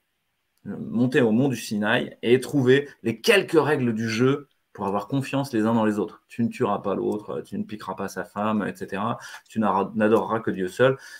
Et il redescend, Moïse, il retrouve en train d'adorer le veau d'or. Je dis, mais vous comprenez rien, quoi. Quand vous ferez ça, vous ne rentrerez pas en terre promise. Et enfin, quand ils acceptent ces quelques petites règles du jeu, ils peuvent rentrer en terre promise et devenir le peuple élu. Et donc, je pense que ces récits mythiques, ils m'intéressent parce que je trouve qu'ils disent quelque chose de ce qui nous arrive. Et donc, est-ce que, Marc Gabriel, on va readorer le veau d'or dans le bimétallisme et qu'il faudrait juste se donner les quelques règles du jeu en amont de tout ça, que ce soit... monnaie fondante à 3% ou que ce soit bimétallisme, au fond, c'est les règles et le être ensemble qui compte. Je te donne la parole. Moi, je pense que c'est parfait ce que vous avez décrit parce qu'en fait, la question fondamentale de la monnaie, elle est là. Elle est dans ce que Louis, tu viens de dire, Anis, ce que tu viens d'exposer, c'est la confiance. Et bon, on a parlé d'avarice et je vais en reparler après du veau d'or. Pour moi, le veau d'or de notre époque, c'est le veau d'or numérique. Donc moi, je peux même l'appeler Bitcoin sans problème. On dit le Bitcoin, c'est l'or numérique. Enfin, je sais que je vais me faire attaquer. Moi, tous mes amis sont Bitcoiners, pro-Bitcoin. Mais pour moi, le veau d'or de notre époque, c'est le Bitcoin. Et justement, en fait, cette question de confiance, elle est fondamentale dans la monnaie. Et pourquoi moi, je propose l'or et l'argent métal étant plus important que l'or, puisque l'or, tu l'as très bien dit, Anis, il a été déjà monopolisé en réalité, c'est-à-dire les grands acteurs ont mis la main sur les réserves d'or, que ce soit les banques centrales ou les grosses banques commerciales. Et cette question de la confiance, elle est fondamentale et pour moi, elle peut être réglée par l'argent métal, déjà parce que la source de l'argent métal, c'est personne. Enfin, c'est personne. C'est qui décide des stocks d'argent métal qu'il y a sur la planète. Il n'y a pas, c'est pas Satoshi Nakamoto ou c'est une puissance, une transcendance. Si on croit en Dieu, c'est Dieu. C'est en la nature, si on croit en Gaïa, tout ça. Donc, pour moi, en fait, l'avantage de l'or et de l'argent, qui sont couplés, je le répète, forcément, s'il n'y a que l'or, on est d'accord, ça ne fonctionnera pas, puisque l'or est en trop petite quantité. On estime que l'argent, il est 8 à 20 fois plus important que l'or en quantité. Et leur avantage principal, c'est la source. C'est-à-dire la source, elle est neutre. C'est pas Christine Lagarde qui va vous dire y a tant de crypto-or ou crypto-argent disponible. Et je pense que c'est ça qui fait que l'or a attiré la confiance, comme tu l'as dit à Anis. C'est qu'en fait, l'or, déjà, il est reconnu par tout le monde. C'est un peu un miracle quand même si peut-être que c'est des modes culturels qui ont été imposés. L'or, il est reconnu, l'or et l'argent, même l'argent, qui a été un standard de référence, par exemple, pour la Chine longtemps. Et la Chine, d'ailleurs, a été colonisée au niveau financier parce qu'elle a abandonné les talons argent. Ou au Moyen-Orient, par exemple, pour les gens qui connaissent Jacques Coeur. Jacques Coeur, lui, en fait, il allait revendre l'argent au profit des pièces d'or et il faisait la bascule quand il revenait en Europe. Donc, l'or et l'argent, ce sont des références partout dans le monde. Tu parles d'adoration du veau d'or. En fait, c'est là où, justement, c'est ce que moi j'appelle le paradoxe monétaire. La monnaie doit être une réserve de valeur ou avoir une valeur intrinsèque. Vous avez parlé, Anis, tu as parlé des poules. Il y a certaines civilisations, on en avait parlé avec Jean-Michel Servet, certaines civilisations utilisent les graineries, les coquillages. Ça, en fait, ce sont des monnaies qui ont quand même une valeur intrinsèque. Bon, le riz plus que le coquillage, mais c'est une fonctionnalité de la monnaie et c'est pour moi fondamental. Le seul risque, c'est que, donc je l'ai expliqué dans ma proposition, c'est qu'il ne faut pas, concevoir l'objet monétaire comme un bien ou un objet en lui-même. Et c'est là où c'est compliqué. Et pardon de parler comme ça, mais je pense qu'il est très peu probable qu'on arrivera à mettre en place un système financier et économique qui empêche l'avarice. Par contre, on peut mettre un frein à la cupidité. Et, enfin, un frein à la cupidité ou rendre la cupidité, qu'elle alimente sainement le système. Parce que la question de la monnaie fondante qui est soulevée par Anis, elle est fondamentale. L'ordre économique naturel de Silvio Gesell, c'est un travail qui a été pensé de manière, c'est le premier en fait à parler de monnaie fondante. Enfin, en tout cas, dans le sens moderne et dans le sens avec une doctrine aussi efficace. Après, ça a été repris par Ezra Pound. Voilà, il y a des choses. Il y a beaucoup de penseurs qui ont dit que la monnaie devait être fondante. Mais moi, je vais aller plus loin. Je pense que l'or et l'argent sont fondants. Il suffit juste de bien les utiliser. Alors là, bien sûr que c'est des matériaux tangibles, sauf que n'oubliez pas, la monnaie, n'oubliez pas, je sais que vous l'oubliez pas, mais c'est la règle de droit par excellence. C'est la norme impérative à laquelle personne ne peut déroger. Si moi, demain, je veux payer mes impôts en dragibus, ça va être compliqué, même si c'est des draguis, voilà, ils accepteront pas les dragibus. Donc, reprendre l'or et l'argent, c'est aussi un moyen. Enfin, je veux dire, il est possible de les rendre fondantes. Comment? Alors, c'est pas en les faisant pourrir. C'est là où, en fait, je vais être en désaccord avec Anis. C'est pas en les faisant pourrir. C'est en leur donnant plus de valeur avec la signature. Tu parlais de marque de souveraineté, Louis, avec la signature de l'État. En fait, on pourrait faire en sorte que le système économique et financier prenne aux dépens la cupidité des acteurs. Et par le jeu de la certification des pièces, vous savez que sur les pièces, il y a généralement des dates. Et en plus, maintenant, les pièces, on pourrait bien les travailler si on avait des beaux orfèvres qui savaient encore bien travailler l'or et l'argent, récompenser le travail. On pourrait faire des choses extraordinaires au niveau technique. Après, le risque, ce serait que les gens adorent la pièce, on est d'accord, qui voient l'objet avant de voir l'objet monétaire. Mais en fait, ce travail dans l'objet monétaire pourrait garantir un système financier et faire mourir, enfin faire fondre, mais à l'inverse, pas faire dépérir, mais inciter les gens à déstocker leurs réserves d'or pour faire circuler leur épargne et être capable de racheter les nouvelles pièces d'or ou d'argent certifiées sur des délais. Je vous le dis, alors ça peut paraître, ce que je vous raconte, ça peut paraître un peu fou, mais en fait, les Romains l'ont presque fait, ça. Les Romains, l'Empire romain, on en pense ce qu'on en veut. Il y a des gens qui vont vous dire que les Romains, ils ont massacré tout le monde. Et voilà. Mais les Romains, ça a été aussi une civilisation qui a laissé quand même 2-3 héritages pas trop mal. Quand on regarde des aqueducs, des ponts, voilà. Et les Romains, en fait, avaient déjà mis en place, alors, est-ce que c'était sciemment ou inconsciemment, un concept de monnaie fondante par la certification. En gros, c'est quand ça changeait d'empereur. Quand vous étiez sous Néron vous n'aviez pas intérêt d'avoir de la monnaie de Tibère, par exemple. Je vous dis n'importe quoi. Mais c'était la monnaie fondante, c'est-à-dire il y avait une possibilité de donner et d'obliger les gens à déstocker. Par exemple, la monnaie où vous aviez l'empereur Tibère dessus, il fallait la faire refondre pour remettre Néron dessus. Et si vous n'étiez pas trop d'accord, ouais, sous Néron, ça rigolait pas trop. Mais là, je prends des exemples caricaturaux. Mais avec l'or et l'argent métal, il est possible de structurer des monnaies fondantes, surtout en plus qu'à l'heure actuelle, on peut adosser des monnaies fiat. Des monnaies fiat qui auraient un système, par exemple comme l'argent du trésor sous De Gaulle, le circuit du trésor, avec un système vertueux, on peut adosser des monnaies fiat qui, comme tu dis, Anis, ne rétribuent pas l'usure et la dette avec intérêt, mais la monnaie est créée et prêtée à taux zéro à l'État et va dans les secteurs productifs. On pourrait adosser cette monnaie fiat, on va dire saine, à l'or et l'argent certifié par l'État, parce que ça c'est quand même obligatoire, mais que les gens lambda pourraient aller à la Monnaie de Paris et dire voilà, j'ai des lingots, vous pouvez me frapper des pièces, et en fait il faut que ça soit libre de droit de seigneuriage. Ça c'est possible et ça rendrait le système économique plus libre en fait, parce que les gens auraient le choix et la confiance serait pour l'État, mais aussi pour les gens. Les gens pourraient du jour au lendemain fuir la monnaie fiat. Je m'arrête là parce que je sais que j'ai un peu trop développé, mais je pense que la monnaie fondante est possible sur les pièces d'or et d'argent, sur des matériaux tangibles. Merci Gabriel. Je pense que Anis en a parlé. Il y a un des enjeux qui est quand même puis j'en ai parlé aussi, c'est l'éducation populaire en fait autour de ces questions et la nécessité d'arriver à la fois à clarifier les concepts et peut-être à les rendre même attrayants. On parle de monnaie et potentiellement de pouvoir. Et je pense que ça pourrait être intéressant, Marc-Gabriel, de faire un dessin ou une sorte d'animation, tu vois, façon PowerPoint à l'américaine, 5 take-home message en 5 diapos, si c'était possible. Parce que là, je pense que la transmission de l'idée même du bimétallisme pourrait diminuer le nombre de mots et comprendre bien les enjeux, quoi, la confiance, la réserve de valeur, la souveraineté, toutes ces choses-là dont on a parlé, le côté vivant et fondant potentiellement pour que ça brûle les doigts et qu'on l'utilise. Et voilà, je pense que ça peut être intéressant parce que je prenais place un peu comme un réinfo-monnaie, personnellement. Et donc, voilà, je vois tout cet intérêt-là.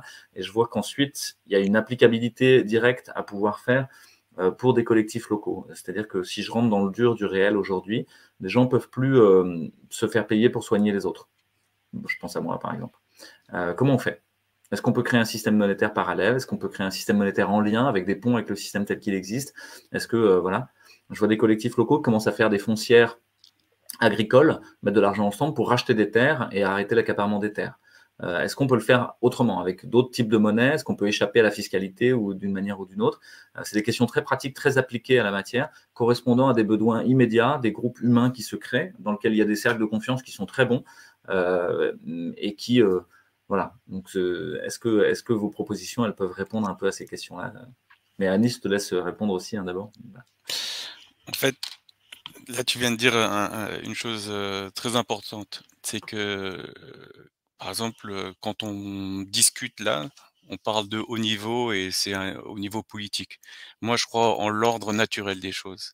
C'est que chez l'être humain, il y a un instinct de survie. Si on est arrivé vers cette monnaie dette, monnaie flux, je préfère le mot, j'aimerais bien que la monnaie devienne une monnaie flux, mais le flux l'ont créé par la dette, c'est que c'est ce qui était utile à un moment donné à la société, pour évoluer, pour croître, pour avancer, etc. Parce que qu'on le veuille ou pas, justement, il faut libérer les énergies pour qu'il y ait, là je parle comme Bastia presque, mais pour qu'il y ait justement de la croissance et du progrès. Donc le problème, c'est que nous, on le libère un peu trop et que par le jeu de l'accumulation, des gens finissent par avoir les richesses, puis le pouvoir. Donc ça, c'est quelque chose qu'il faut combattre politiquement. En proposant, Marc Gabriel propose l'or et l'argent. Moi, je propose quasiment le système actuel, sauf que la monnaie n'est plus créée par la dette, mais justement par une création monétaire annuelle de 3%, pour que faire en sorte que justement on ait cette illusion de progrès constant. Mais après, je parle beaucoup avec les gens des monnaies locales. C'est qu'il y a plusieurs niveaux. Là, on est en train de parler du niveau politique, mais après, il y a le niveau, une fois j'ai repris il y a pas longtemps, j'ai jamais vu autant de haine se déverser sur quelqu'un qui venait juste de décéder. Donc Rabi, ça faisait à peine un jour, j'ai donné une citation qui était magnifique de Rabi. Donc, si on reprend le mouvement des colibris, c'est aussi, c'est pas contraire à ce que je viens de dire. C'est qu'à un moment, il y a quelque chose qui est politique au niveau de la société, au niveau des collectifs. Quand je reprends les monnaies locales, voilà, c'est un degré en dessous du niveau national. Les monnaies locales, c'est magnifique.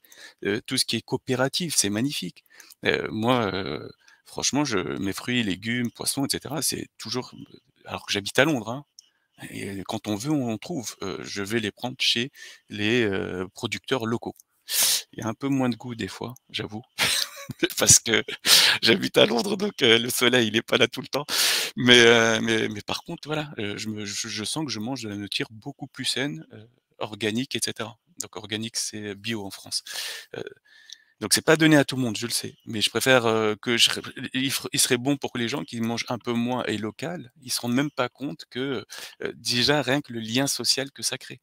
J'ai plus affaire à une machine où j'entends bip bip bip, le poissonnier, celle qui vend le pain, etc. On discute, je commence même à connaître les gens qui vont là-bas.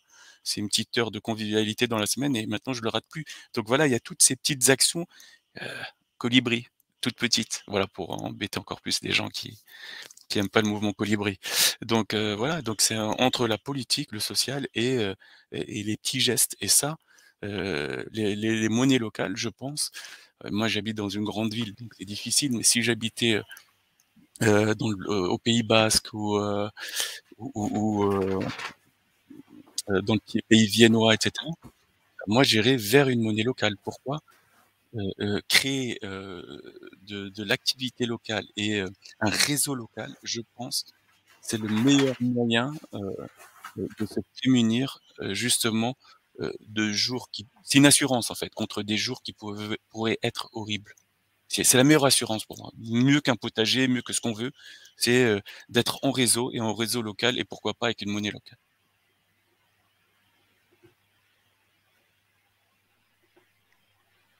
Alors moi, je vais être complètement à l'inverse, désolé. C'est ma version pessimiste. Moi, en fait, je pense que les monnaies locales, c'est déjà quelque chose qui, ça va paraître horrible pour certains, mais c'est déjà quelque chose qui est dépassé. Alors par contre, je ne dis pas, je parle de la monnaie locale, moi justement. Je ne dis pas que se structurer en réseau, réapprendre à être productif, on parlait de manière tangible, sur des artisans, se remettre en collectivité, comment dire, refaire du sens, reparler à ses voisins, je vous dis n'importe quoi, mais couper du bois, connaître des maçons, des charpentiers, quelqu'un qui fait des légumes, aller consommer local, ça pour moi ça fait sens et c'est ce qu'on devrait tous s'évertuer à faire. Par contre, je pense que c'est justement tout le débat de Prenez Place, c'est que la question monétaire, elle est verrouillée sur plein d'aspects et en particulier les monnaies locales. Je pense que à Nice, de toute façon c'est sûr et certain, tu connais l'expérience de Vorgel en Autriche pendant la Grande Dépression l'a prouvé. Vorgel en fait c'était une monnaie fondante comme toi, une monnaie fondante avec un étalon travail et une monnaie locale en même temps. Où le maire qui était de bonne composition, puis en plus c'était une autre époque avec des structures locales où vous aviez un charpentier, un maçon, un boucher, charcutier, un boulanger, un agriculteur, un maraîcher. Donc c'était des entre guillemets des petites entités qui étaient presque autonomes. La monnaie locale à Vorgel, elle a fonctionné et c'était une monnaie fiat. Sauf que elle a été vite en fait, c'est pour ça que je vous dis, c'est pour ça que moi je pense que les concepts de monnaie fondante, c'est ce que on doit tendre vers ce système quand on utilise la monnaie fiat, mais ça ne pourra se faire qu'à un niveau national, parce que je pense, alors après c'est ma vision pessimiste ou complotiste ou conspirationniste, voilà, je pense que toutes les initiatives monétaires sont scrutées. Ça ne veut pas dire qu'il faut pas perdre espoir. C'est-à-dire, il faut toujours, si vous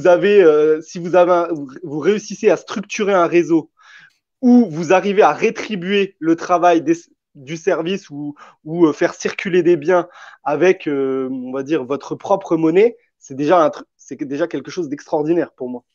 On parlait de certains banquiers se vantent de faire le travail de Dieu. Si vous arrivez à faire ça à un niveau local ou à même un niveau de 2 ou 3 familles, c'est déjà extraordinaire. Par contre, je pense que c'est très dangereux pour le système, pour on va dire le système actuel. Et je pense que vous serez vite déjà surveillé et on fera tout pour vous torpiller.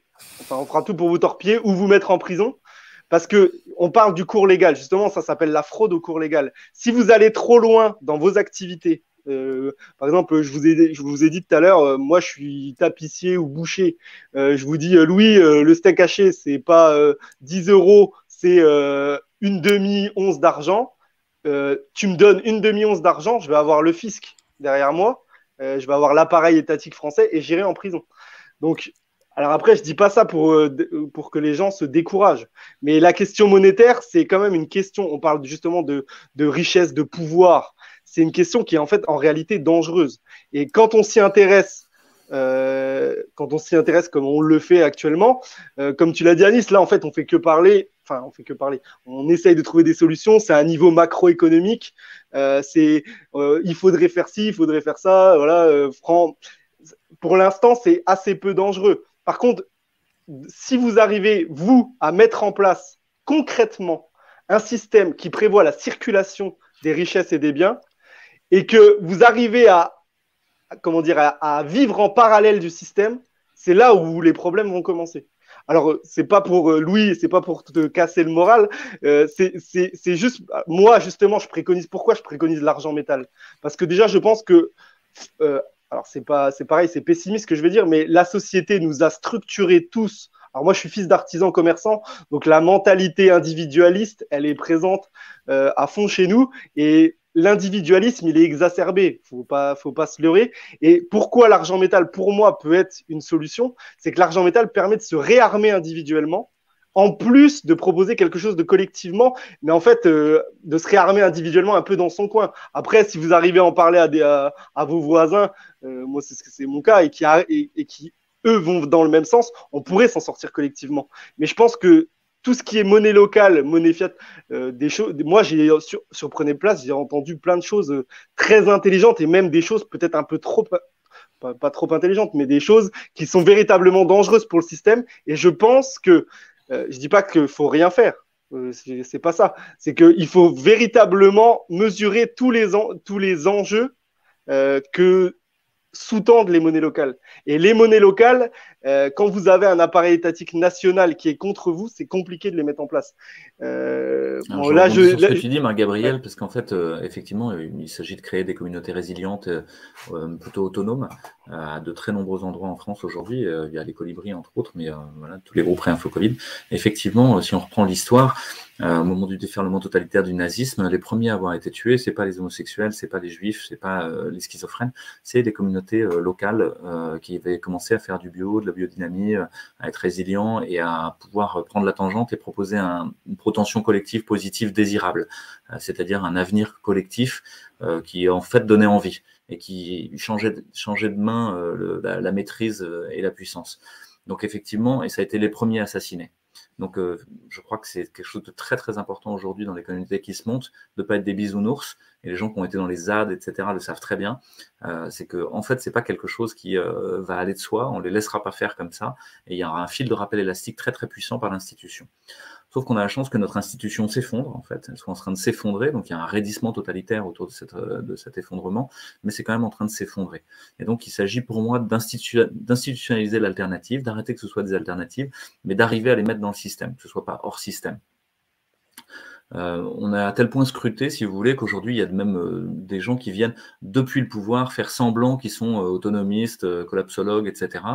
Il y a quelqu'un qui essaie de rassembler les maires, je ne donnerai pas de nom, qui est un ancien policier de Sarkozy, qui présente bien, qui a l'air parfait comme ça, et qui serait enfin repenti, qui aurait vu la lumière, et qui se serait dit on va faire attention à l'environnement. Et en fait, il fait le tour de tous les maires en faisant comme si il fallait préparer le fait de survivre, le fait de pouvoir manger, etc. ensemble.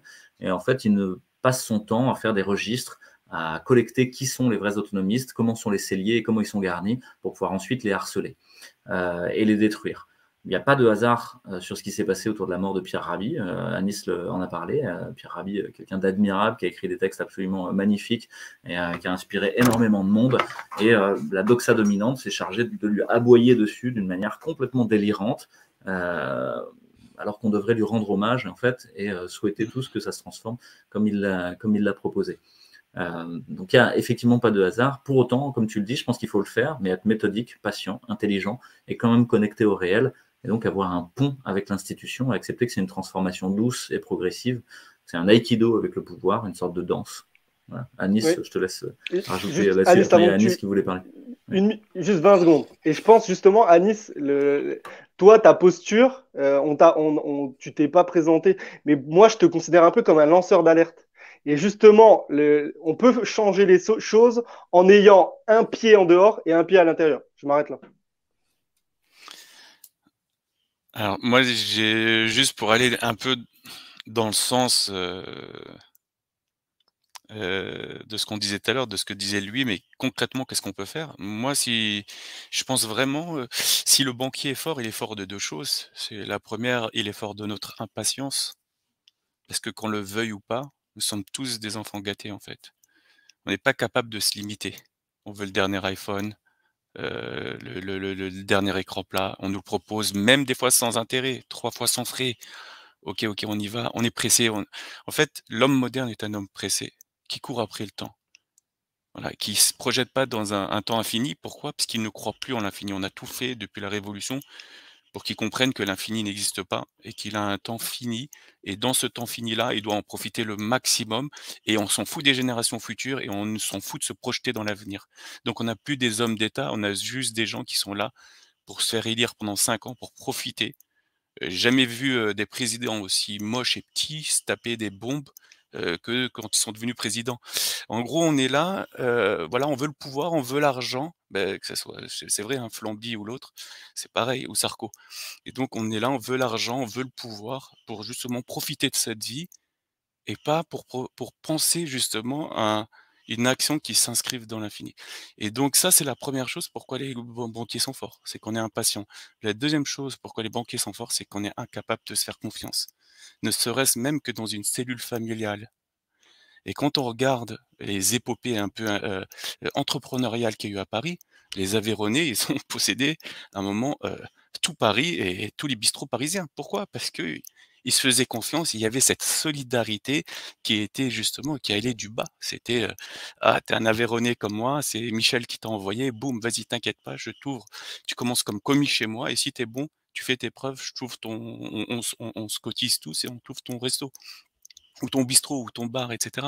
Maintenant, bon, c'est la communauté chinoise, mais voilà, on se fait plus confiance. Des fois, je me dis, une fois, comme ça, par hasard, j'ai vu que ma mère allait acheter une voiture avec intérêt et je lui dis: «Mais j'ai de l'argent de côté, ton notice a de l'argent de côté, mais pourquoi tu vas payer ces 10-20 au banquier alors que nous, notre argent, il dort?» Et en fait, on se fait plus confiance. On est incapable de se faire confiance et de se prêter de l'argent entre nous ou de le faire circuler. Je vais raconter un petit truc qui est familial. Mon premier frère, sa boîte, il l'a ouvert par solidarité entre familiale. Mon deuxième frère, ses restos, surtout le premier, il l'a ouvert aussi grâce à la solidarité familiale. Et voilà, c'est-à-dire que quand on prête, l'argent il circule dans la famille, il revient, on se fait tous confiance. Et il y a un truc très bizarre qui s'est passé depuis 2015. Il y a ma maman qui avait une petite somme sympatoche et bon, elle savait pas quoi en faire. Cet argent a circulé peut-être depuis 2015, a circulé peut-être 20 fois entre nous, dans tous les sens. Voilà. Il circule, il circule, il circule. Et au final, il a créé plein de choses. Il a aidé des gens. Et parce que des fois, il est sorti du cercle familial, il est allé vers les amis, il est revenu. Et là, il est circule, il circule. Et ça, je trouve ça magnifique. Et je sais pas comment faire en sorte que on soit plus attaché à cet argent-là et qu'on se fasse confiance et qu'on soit capable de, celui qui est en train de tenir sa parole. Les gens, en fait, ils ont plus peur du banquier que de pas tenir la parole familiale, de tenir sa parole et de justement tenir ses engagements sur le remboursement et de deux, de faire confiance et se dire celui qui va emprunter, je l'aide et peut-être qu'il m'aidera plus tard, mais au moins cet argent, il va pas l'emprunter au banquier qui va, même si c'est pas totalement vrai dans les faits, utiliser l'argent de la famille pour le prêter à un taux revolving à un autre membre de la famille. Voilà. Donc c'est confiance, solidarité, patience. À un moment, on peut en vouloir autant qu'on veut à ceux du dessus. Il faut qu'on sache se remettre en question. Et c'est ça que la citation que j'avais donnée de Rabbi, c'est de dire il faut qu'on change ce qu'il y a en nous-mêmes si on veut que cette force monte vers le haut et change ce qu'il y a tout en haut comme de la mousse qu'on dégage, quoi. Oui, il y a un point important là que tu as soulevé avec la conscience, mais pour moi, il y a aussi ce point-là de la peur de la mort dont tu avais déjà parlé, et de cette espèce de confiance, d'absence de confiance dans l'avenir qu'on voudrait compenser par de l'épargne, par un appart à rentabilité à X% ou avec un loyer, mais tout cet argent qui ne circule jamais parce qu'il serait... il nous permettrait de nous prémunir contre l'arbitraire, contre la contingence et contre la mort. Donc il y a aujourd'hui beaucoup de gens qui... quand ils ont de l'argent, en fait, ne savent pas quoi en faire. Ne savent pas en quoi en faire pour contribuer à plus grand. Ils veulent juste contribuer à l'absence de mort d'eux-mêmes. Alors même que l'argent est fait et notre action humaine est faite pour contribuer à plus grand. Et je crois que ça, c'est un des points clés et importants. Parce que tant que la réflexion sera autour d'essayer de se prémunir de la mort et du stress de devoir vivre dans ce monde difficile, il sera mis dans de l'épargne, il sera mis dans acheter des apparts pour spéculer dessus, il sera mis même, on pourrait dire que les actions, c'est un peu plus intéressant peut-être, vous allez peut-être en parler, mais au fond, il devrait être mis dans ouvrir le bistrot de Gérard et aider Nadine à faire son four à pain et puis travailler avec le réel, quoi. Mais voilà, donc ça, je pense que c'est un des écueils. Et donc, on en revient sur l'idée que peut-être le système monétaire, la société ne changeront pas tant que ça n'aura pas changé de travail spirituel intérieur profond à faire sur la relation à la vie et à la mort. Alors, Gabriel, sur ces bonnes paroles, je te donne. Oui, bah, en fait, c'est tout à fait ça. Anis, en plus, développe pas mal dans ses travaux le côté prise de risque. En fait, l'argent, normalement, le système économique devrait favoriser la prise de risque et aller dans le côté productif, justement, aider Gérard à monter son bistrot ou une petite TPE qui fabrique, je sais pas, des nouveaux vélos. Et en fait, ça, pour moi, comment dire, c'est tout l'intérêt d'un système économique. Mais justement, il faut que la source de base soit vertueuse. Là, dans ma proposition, je parlais de la bonne fonction ou de la mauvaise fonction de la monnaie. Justement, si on veut que l'argent aille dans des circuits productifs et qu'il aille pas grâce au quantitative easing sur Bernard Arnault qui va doubler sa capitalisation en 1 an et demi, il faut justement que le point de base du système ne soit pas alchimique. On revient toujours à la même chose. Et après, c'est clair et net que la monnaie, c'est le cœur nucléaire de toute comment dire, société et toute activité politique. Et je pense que même quand on parle de souveraineté au niveau monétaire, même au niveau de l'argent-dette, pour revenir à l'argent-dette, est-ce qu'on peut réellement avoir une souveraineté monétaire en ayant une monnaie argent-dette, c'est-à-dire qui rétribue de la dette avec intérêt.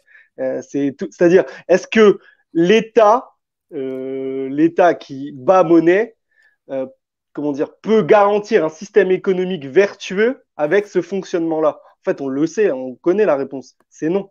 L'État, en réalité, il doit être neutre pour justement que les flux et les circuits soient sains, c'est-à-dire que l'argent aille dans des activités productives. Et quand je dis productives, pour répondre à certaines, comment dire, à certaines réflexions qu'on m'a donné, quand je dis productive ou tangible, c'est pas forcément le gars qui va vous faire une voiture. Ça peut être l'activité culturelle, quelqu'un qui fait de la musique, rétribuer l'action culturelle, ça se voit, c'est tangible. Quand on apprend le saxophone à des gamins, c'est tangible. Vous voyez ce que je veux dire? Il y a pas, c'est justement le système actuel, la majorité des flux vont vers comment dire, des secteurs parasitaires où les gens ne font que thésauriser. Et c'est la source de la monnaie qui induit le système financier, on va dire, vertueux. C'est pour ça que pour moi, c'est fondamental de définir d'abord ce qu'est la monnaie, puisque si la monnaie, c'est de l'argent-dette, à terme, elle ira vers des liquidités exponentielles qui rétribueront in fine les 0,1 des 1%. Donc, j'ai été un peu peut-être trop loin, mais c'est pour ça que c'est toute la difficulté de la question monétaire en réalité. Si on veut flécher correctement là où va l'argent, il faut d'abord définir concrètement l'objet monétaire. Ben, je ne sais pas si je peux prendre la parole. Bien sûr, vas-y, Anis. Ouais. Alors, avant de parler des actions, quelqu'un a dit tout à l'heure, pour revenir justement à ce sujet de quantitative easing dont parle Marc Gabriel, quelqu'un a dit, ben, si les taux sont à moins 1%, on va dire moins 0,5, ça dépend. L'État allemand, il se finance à moins 0,8%, donc ceux qui leur prêtent, ben, ils perdent 0,8%. Est-ce que c'est pas justement de la monnaie fondante? Des fois, on me dit aussi, est-ce que quand il y a de l'inflation, on a toujours 100 numériquement, mais en fait, en pouvoir d'achat, on a 98, 97,5. Est-ce que c'est pas de la monnaie fondante? Est-ce que ça nous pousse pas à l'investissement? Oui, moi, ça me pousse à l'investissement, par exemple. Donc, mais est-ce que c'est de la monnaie fondante? Non, c'est complètement opposé. La monnaie fondante, c'est quoi? Je prends aux riches pour donner aux pauvres, en gros. Là, c'est quoi la monnaie fondante par l'inflation? C'est les riches qui provoquent l'inflation par la création monétaire, les banquiers pour toucher les intérêts et les riches pour s'accaparer les moyens de production et l'immobilier. Je ne sais pas si vous avez ce chiffre délirant sur le parc immobilier privé locatif. 3,6% des gens possèdent 50% des logements. C'est complètement délirant. Donc là, qu'est-ce qui s'est passé? C'est que si les taux sont négatifs grâce au QI, c'est pour permettre à ceux qui sont endettés d'être sauvés et même de s'endetter toujours plus. Et en s'endettant, ils touchent de l'argent. Je te donne 2 petits exemples. Celui qui avait 5 Airbnb en 2008 à Paris et qui s'était endetté parce qu'il était quadra et qui était très pote avec le banquier, devait faire faillite. Il devait vendre au plus bas son immobilier à des jeunes qui seraient aujourd'hui propriétaires au lieu d'être locataires. La crise de 2008 devait arriver. On l'a évité. Les gens en sont contents. Les mêmes jeunes là, qui aujourd'hui sont locataires, qui sont esclaves, ils me disent « Mais à Nice, mais si on n'avait pas fait ça, il y aurait eu une énorme crise économique. » Mais on en avait besoin de la crise économique. Il ne faut pas avoir peur des crises économiques, tu vois, si elles permettent de rebattre les cartes et justement de pénaliser ceux qui ont pris trop de risques. Premier point. Deuxième point, je vais donner un autre exemple. Ah oui, ce quadra en 2008, qu'est-ce qu'on a fait avec l'argent de dette, etc., l'argent des banques centrales qui a été émis par coups de milliards, ça a permis justement à ce quadra de souffler, de s'endetter, de rôler sa dette, de s'endetter même toujours plus, etc., et de voir son immobilier augmenter. Pourquoi? Parce que n'importe qui dans le monde préfère toucher un loyer qui rapporte à peu près du 2-3%, plutôt que de prêter à l'Allemagne à moins 0,8. Ça, c'est le bon sens. Et donc, il y a une perversion un peu. Donc, c'est la monnaie fondante, ce n'est pas la monnaie inflation. Pas du tout. L'inflation, elle profite aux riches et à ceux qui s'endettent. L'autre exemple que je vais donner, c'est Bernard Arnault. Grâce à l'argent de la BCE, il a emprunté 16 milliards à 0% quasiment, entre 0 et 0,5. Même lui, il n'en revient pas. Hein. Il est comme un fou, il est là. Et donc, il a emprunté ces 16 milliards pour acheter Tiffany, pour toucher à peu près 3-4% de dividendes. Et voir son patrimoine gonfler toujours plus et être à 200 milliards. Donc l'argent de dette, c'est pas les moins de 2%, c'est pas de la fonte. C'est un système qui est provoqué. La fonte est provoquée par les banques et par les riches à leur profit à eux. Moi, la fonte dont je parle, je la prends aux riches qui sont oisifs. Attention, je fais une différence entre le riche oisif et le riche productif. Le riche, ça c'est peut-être, je dois avoir un côté un peu protestant. Et donc voilà, donc je fais une différence entre celui qui est productif et celui qui est oisif. Et l'idée, c'est de dire on va pénaliser celui qui est oisif. Voilà. Et après, dernière question, tu me posais la question par rapport aux actions. Moi, j'ai été vers les actions parce que naïvement, à 23 ans, je croyais que les actions c'était sain, on va dire. Faut pas rentrer dans un vocabulaire qui n'est pas à la mode de nos jours. Donc je pensais que c'était sain, d'y travailler, et en fait, ça m'a pris du temps. J'ai cru qu'en fait, je me suis rendu à peu près rapidement, en 2006 peut-être, que c'était très sale, même 2005-2006, mais je me suis dit, c'est parce que les gens sont mauvais. Alors je parlais avec des gars que j'ai fait Télécom, moi, aujourd'hui ça s'appelle Télécom Sud Paris. Je parlais à des gars qui étaient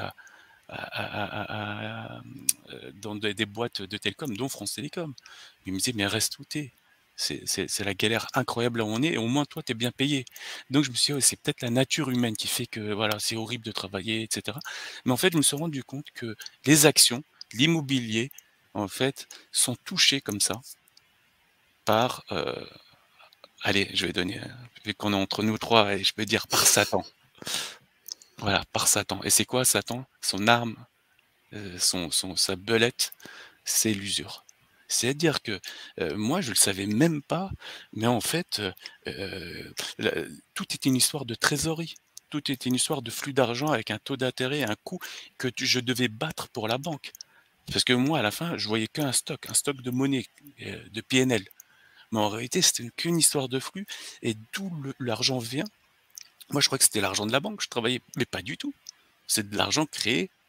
C'est de l'argent créé de nulle part. La banque a du capital. Il y a des analyses de risque qui sont faites. Dire, attention, s'il y a tel scénario, tu ne dois pas perdre de temps.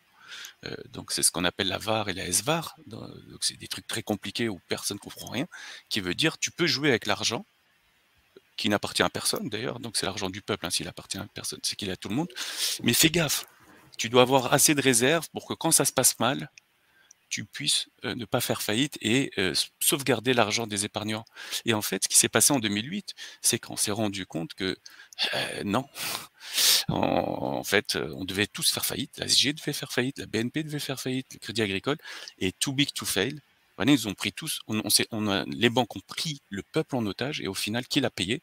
J'aimerais bien si je fais vite fait la dernière phrase que je vais dire, le résumé de tout ce que j'ai raconté, je pense que celui qui l'a payé, c'est le fonctionnaire qui a travaillé à l'hôpital public ou à l'éducation nationale, qui est jeune et qui est locataire. Voilà, c'est lui qui l'a payé.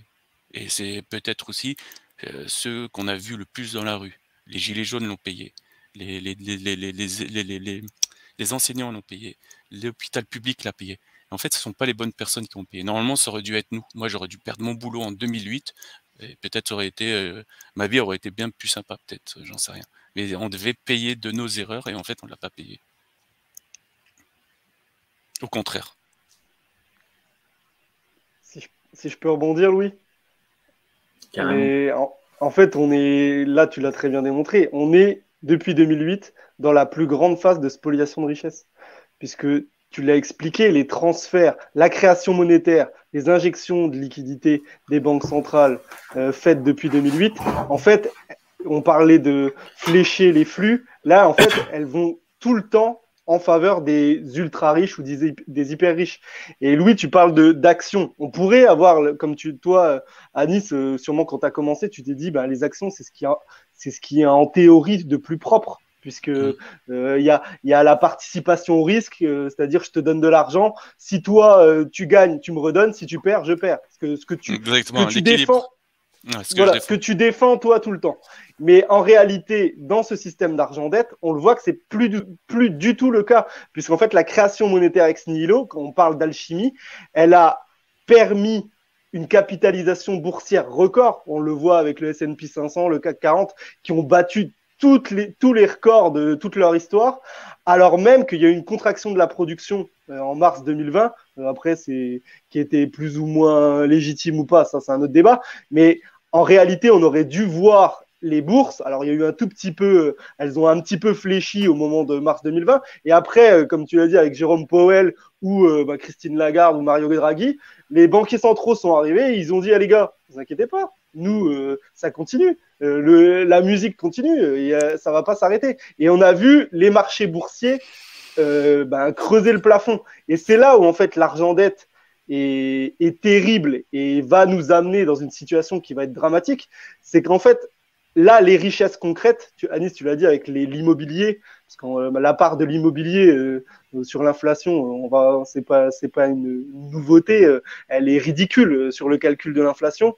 Et en fait, la richesse concrète, on repart toujours sur le même thème, mais la richesse tangible, elle est en train d'être spoliée et monopolisée par une élite, un petit groupe de personnes, par l'intermédiaire de ce système financier qui, en 2008, aurait dû dire « Les gars, on a fait n'importe quoi, les subprimes, les CDO, CDS, c'est fini, on a fraudé, on fait faillite. » Et comme tu l'as dit à Nice, on réassainit le truc et on essaye de repartir sur un système comme c'était le cas avant. Sauf qu'en 2008, ils nous ont dit hey, « Stop, on a fraudé, on a mal fait notre travail, mais c'est pas grave, c'est vous qui payez. C'est l'État qui paye. » Merci Nicolas Sarkozy et Christine Lagarde en France.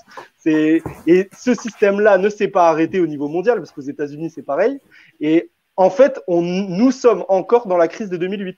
Les jeunes qui t'ont dit heureusement qu'en 2008 on a fait ce qu'il fallait parce qu'on y a échappé belle, mais en réalité les conséquences de la crise de 2008, on est en train de les apercevoir, mais elles arrivent demain. Et justement, c'est la spoliation des richesses tangibles, elle n'a jamais été aussi grande que maintenant, et encore plus à l'occasion de la crise du Covid, qui est presque une mise on va dire, pas une étatisation, parce que j'aime pas le terme, parce que c'est pas vrai, on parle du capitalisme de connivence, c'est en réalité les multinationales, enfin, les grandes firmes transnationales qui ont pris en main le marché, carrément le marché. Quand les libéraux, tu parlais de Bastia, les libéraux vous parlent de la main invisible du marché qui régule plus ou moins en fonction de l'offre et de la demande. Maintenant, en fait, le marché, c'est BlackRock. Donc, et c'est clairement BlackRock. On est dans une économie administrée où Larry Fink appelle Jérôme Powell et lui dit Coco, tu dis ça à ton compte rendu mensuel pour les marchés. Et justement, c'est le débat, j'y reviens, c'est le débat, c'est si on ne met pas un terme à la création monétaire alchimique, on va vers une phase de destruction, usure. Aristote parle de l'usure. Si on laisse faire l'usure, on se retrouvera sur des terrains dévastés, des ruines.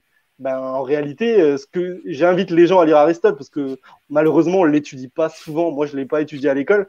Mais Aristote, en fait, il a décrit exactement ce qui est en train de se passer là aux États-Unis avec une inflation à 7% et ce qui va se passer demain. Et malheureusement, si on ne revient pas, si on ne se réarme pas, soit par une monnaie fondante, comme tu l'as dit, mais il va falloir la mettre en place et reprendre en main la banque centrale, ou soit par le bimétallisme, on va vers une catastrophe. Pardon d'être pessimiste. Merci Marc-Gabriel. Moi je vais donner un point de vue qui est un petit peu extérieur à la question monétaire, mais qui a plus à voir avec la question énergétique, thermodynamique et des ressources. C'est-à-dire que dans ma vision un peu simpliste des choses, l'homme et la nature sont en bonne intelligence pendant un certain temps, tant que l'homme considère que ce qu'il fait, c'est transformer la nature en autre chose et qu'il ne fait jamais rien d'autre. Que tout ce qui m'entoure là, c'est de la nature transformée en autre chose, et pour ça, j'ai besoin de ressources et d'énergie.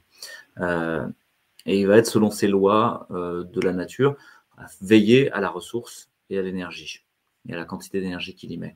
Et donc, le chef de la tribu, le chef d'État, le chef de famille, les frères et sœurs vont veiller à l'énergie et à la ressource, en étant des intendants bienveillants du monde, en charge de sa pérennité et de sa durabilité pour les générations futures, dans une inscription diachronique dans le temps.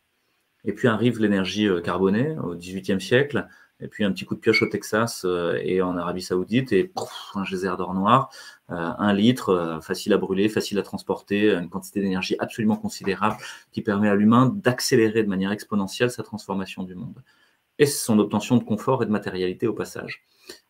Et l'humain oublie à ce moment-là les règles de la nature, la ressource et l'énergie, pour aller vers les règles de l'économie. La circulation de biens et services entre les ménages, je sais pas quoi, trucs incompréhensibles, avec des macro-agrégats, le PIB, etc., qui mesurent des trucs qui deviennent de plus en plus fous. Et les règles de l'économie deviennent de plus en plus folles, jusqu'à être décorrélées strictement du réel. Et ça, pour moi, ça arrive finalement dans tous les moments totalitaires, c'est-à-dire que dans tous les moments totalitaires, on voit émerger aussi une langue totalitaire, un langage qui n'a plus à voir avec le réel. Parle de R0, truc, ça devient des concepts que vous devez... Qu'est-ce que ça veut dire? En fait, je comprends rien, quoi. Et je suis malade, pas malade? Non, attends, tu as combien de CT sur ton threshold, etc., dans ton test PCR? Tout plein de mots comme ça que plus personne ne maîtrise font qu'il y a comme une bulle de langage qui vit pour son propre compte. C'était déjà le cas pendant les régimes nazis, c'est déjà le cas chez les Khmers rouges, c'est déjà le cas à chaque fois qu'il y a un déferlement totalitaire, se crée une langue propre, un jargon, qui de plus en plus lâche les amarres comme une montgolfière. Ok, c'est pas grave, ça n'a plus rien à voir avec le réel. Les mots ne désignent plus rien de réel, mais on vit dans notre propre bulle spéculative linguistique. Et j'ai l'impression que c'est la même chose pour les lois économiques, c'est-à-dire qu'elles ont lâché les amarres avec le réel pour essayer de s'envoler de plus en plus loin dans du quantitative easing, dans de la monnaie magique, dans des trucs qui... Et pour autant, le fil de rappel avec le réel est là. C'est-à-dire qu'à un moment, il n'y a plus d'air dans la montgolfière, à un moment, ça tombe, ou je sais pas quoi, où il y a un orage, et il y a un moment, la ressource et l'énergie sont contraintes. On n'a pas passé le pic pétrolier conventionnel depuis 2008. Depuis, on est en train de fabriquer du pétrole qui a un Energy Invested on Energy Return, EIOR, c'est-à-dire combien tu mets de barils pour en obtenir combien, qui est juste complètement aberrant, que ce soit quand tu fais du deep offshore, que ce soit quand tu vas essorer la roche-mère en Alberta pour aller faire des huiles bitumineuses de schiste. Il va te faire peut-être falloir 12 barils pour en avoir 10, et à la fin, ça n'a aucun sens.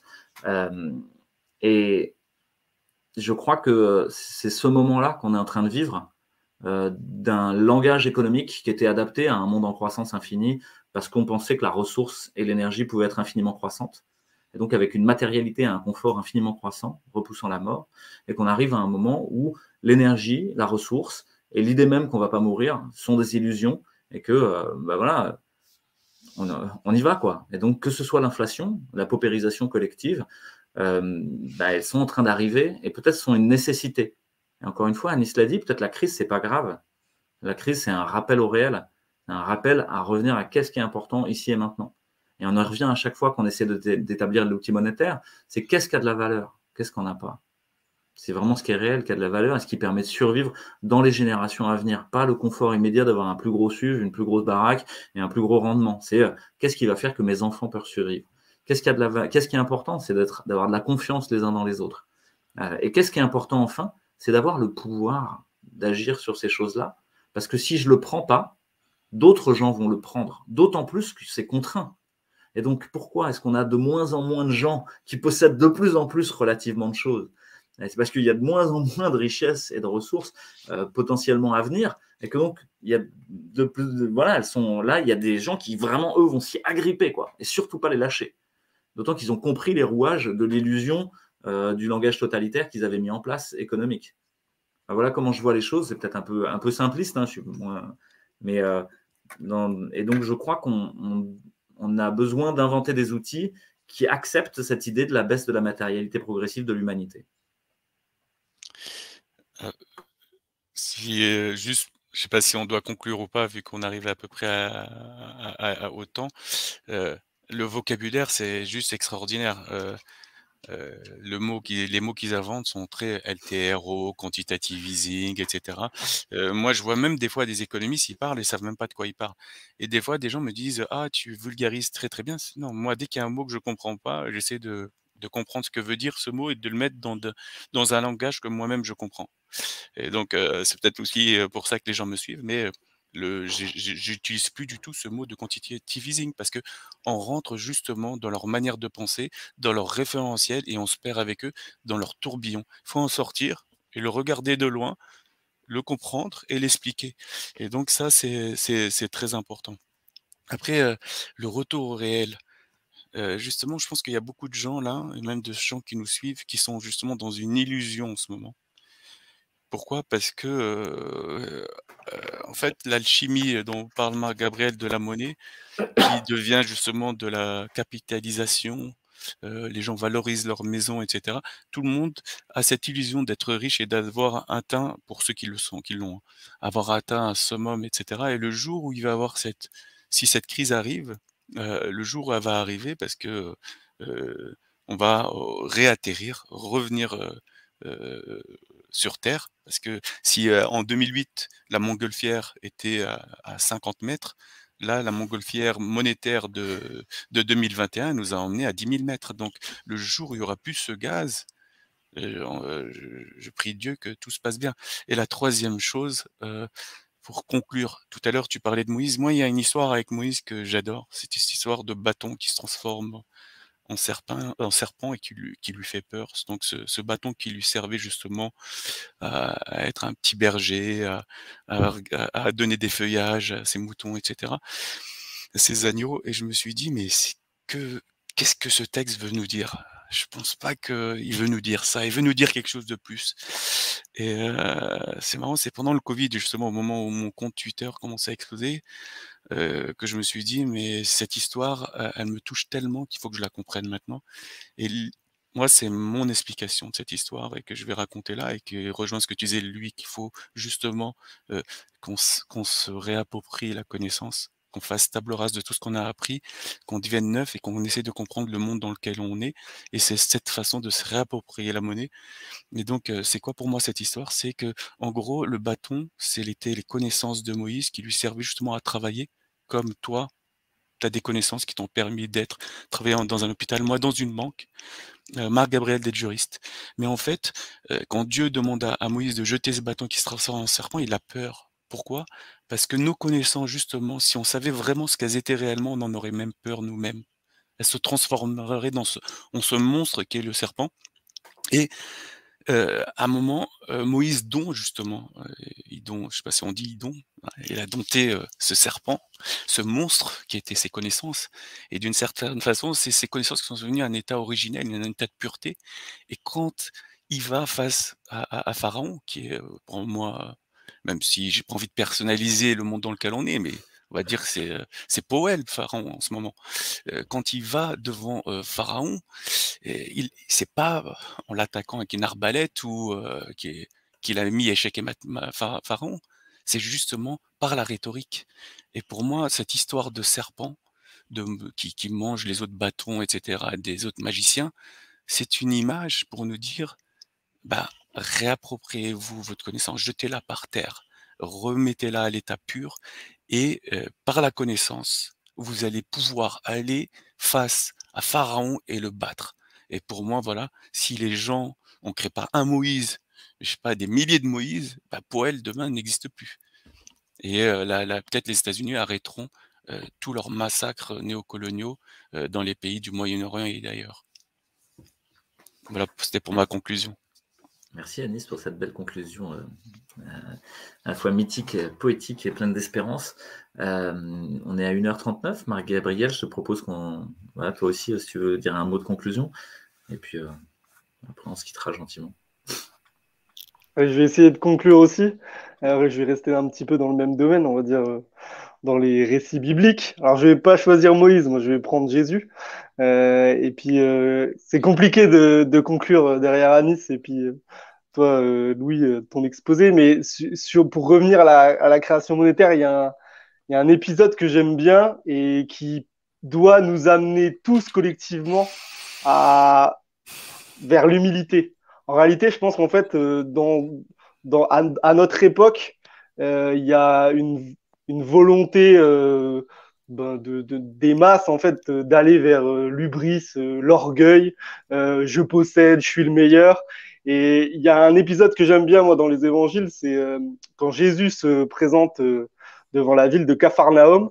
Et c'est pour moi, ça résume l'humilité. Alors Jésus, pour ceux qui y croient, c'était quand même celui qui était censé être le Messie, qui devait apporter le royaume de Dieu sur terre. Donc voilà, ça aurait pu être quelqu'un qui avait la grosse tête, mais juste pour vous donner ce qui lui arrive quand il arrive à Capharnaüm, on lui demande en fait de payer. Il arrive à un péage en fait, de payer un droit d'entrée pour rentrer dans la ville. Et il est avec l'apôtre Pierre et Jésus, il n'a pas de sous. Il est comme certains à notre époque, il a rien dans ses poches parce que lui, en fait, il est comme les petits oiseaux. Il se contente de peu et il se soucie pas de ce qu'il a besoin demain. Voilà. Et au lieu de créer la monnaie. Donc pour les chrétiens, voilà, Jésus, il aurait pu créer la monnaie comme ça. Il dit à Pierre, Pierre, comme on nous demande de payer pour entrer dans la ville, va dans le lac là-bas pêcher un poisson. Et à l'intérieur de ce poisson, tu trouveras un statère, une pièce d'argent, donc une pièce d'argent grec. Et une fois le poisson pêché, tu viendras et je paierai avec. Et donc Pierre y va. En plus, Pierre, c'était un bon pêcheur. Il pêche.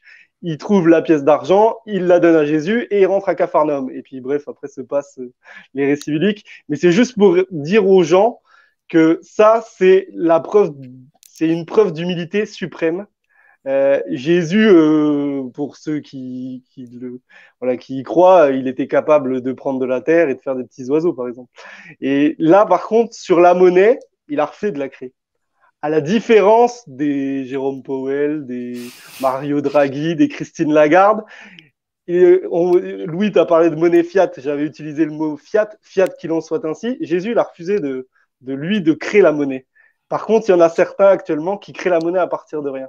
Donc voilà, je pense que le geste d'humilité de Jésus devrait nous amener tous individuellement et collectivement à l'humilité et à se souvenir de ce qu'a fait Jésus au moment où on lui a demandé de payer quelque chose. Voilà.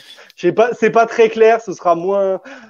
Non, Marc-Gabriel, si juste 30 secondes, un jour, sur les réseaux sociaux, j'ai rencontré quelqu'un qu'on se suit depuis très longtemps et c'est un anarchiste. Il m'a dit, moi, du catéchisme, je me rappelle que d'une histoire. Jésus, il est tout le temps gentil. Il y a une seule fois, il était vénère, c'est avec les marchands du temple. Et justement, je pense que si il était là aujourd'hui, ce serait le premier à justement s'attaquer contre ces gens qui se prennent pour Dieu et qui créent de la monnaie à partir de rien et qui créent justement une rupture de la balance et de la justice sur Terre. Voilà. Merci beaucoup à tous les deux. On restera sur cette idée qu'on n'est pas Dieu, mais qu'en fait, en nous, on a tout ce qu'il faut pour tout transformer. Et, cette toute-puissance-là, qui n'est pas de créer de l'argent, mais que c'est de pouvoir travailler, de pouvoir être en lien, de pouvoir se trouver les uns les autres pour être en confiance. Et ensuite, trouver les règles du jeu, trouver les outils, trouver ce qu'il nous faut pour arriver à faire circuler la vie et circuler l'énergie. Et que le but, c'est pas le confort, c'est pas de pas mourir, c'est juste de vivre ensemble et de permettre que le fil de la vie soit ininterrompu avec nos enfants et ceux qui viennent ensuite, et tous ceux qui sont autour de nous. Et qu'on a besoin de monter en compétences pour transformer nos savoirs et réussir à se les réapproprier et à les transformer de serpents à nouveau peut-être en bâtons qui nous guident vers ailleurs, comme tu l'as dit à Nice avec Moïse. Et donc c'est l'enjeu de prenez place, et prenez place, ça doit prendre place dans vos villages, dans vos villes, pour que vous réfléchissiez autour de vous avec les gens à comment faire pour chasser les marchands du temple. À bientôt, bonne soirée à tous. Merci, au revoir, à bientôt tout le monde. Merci, bonne soirée.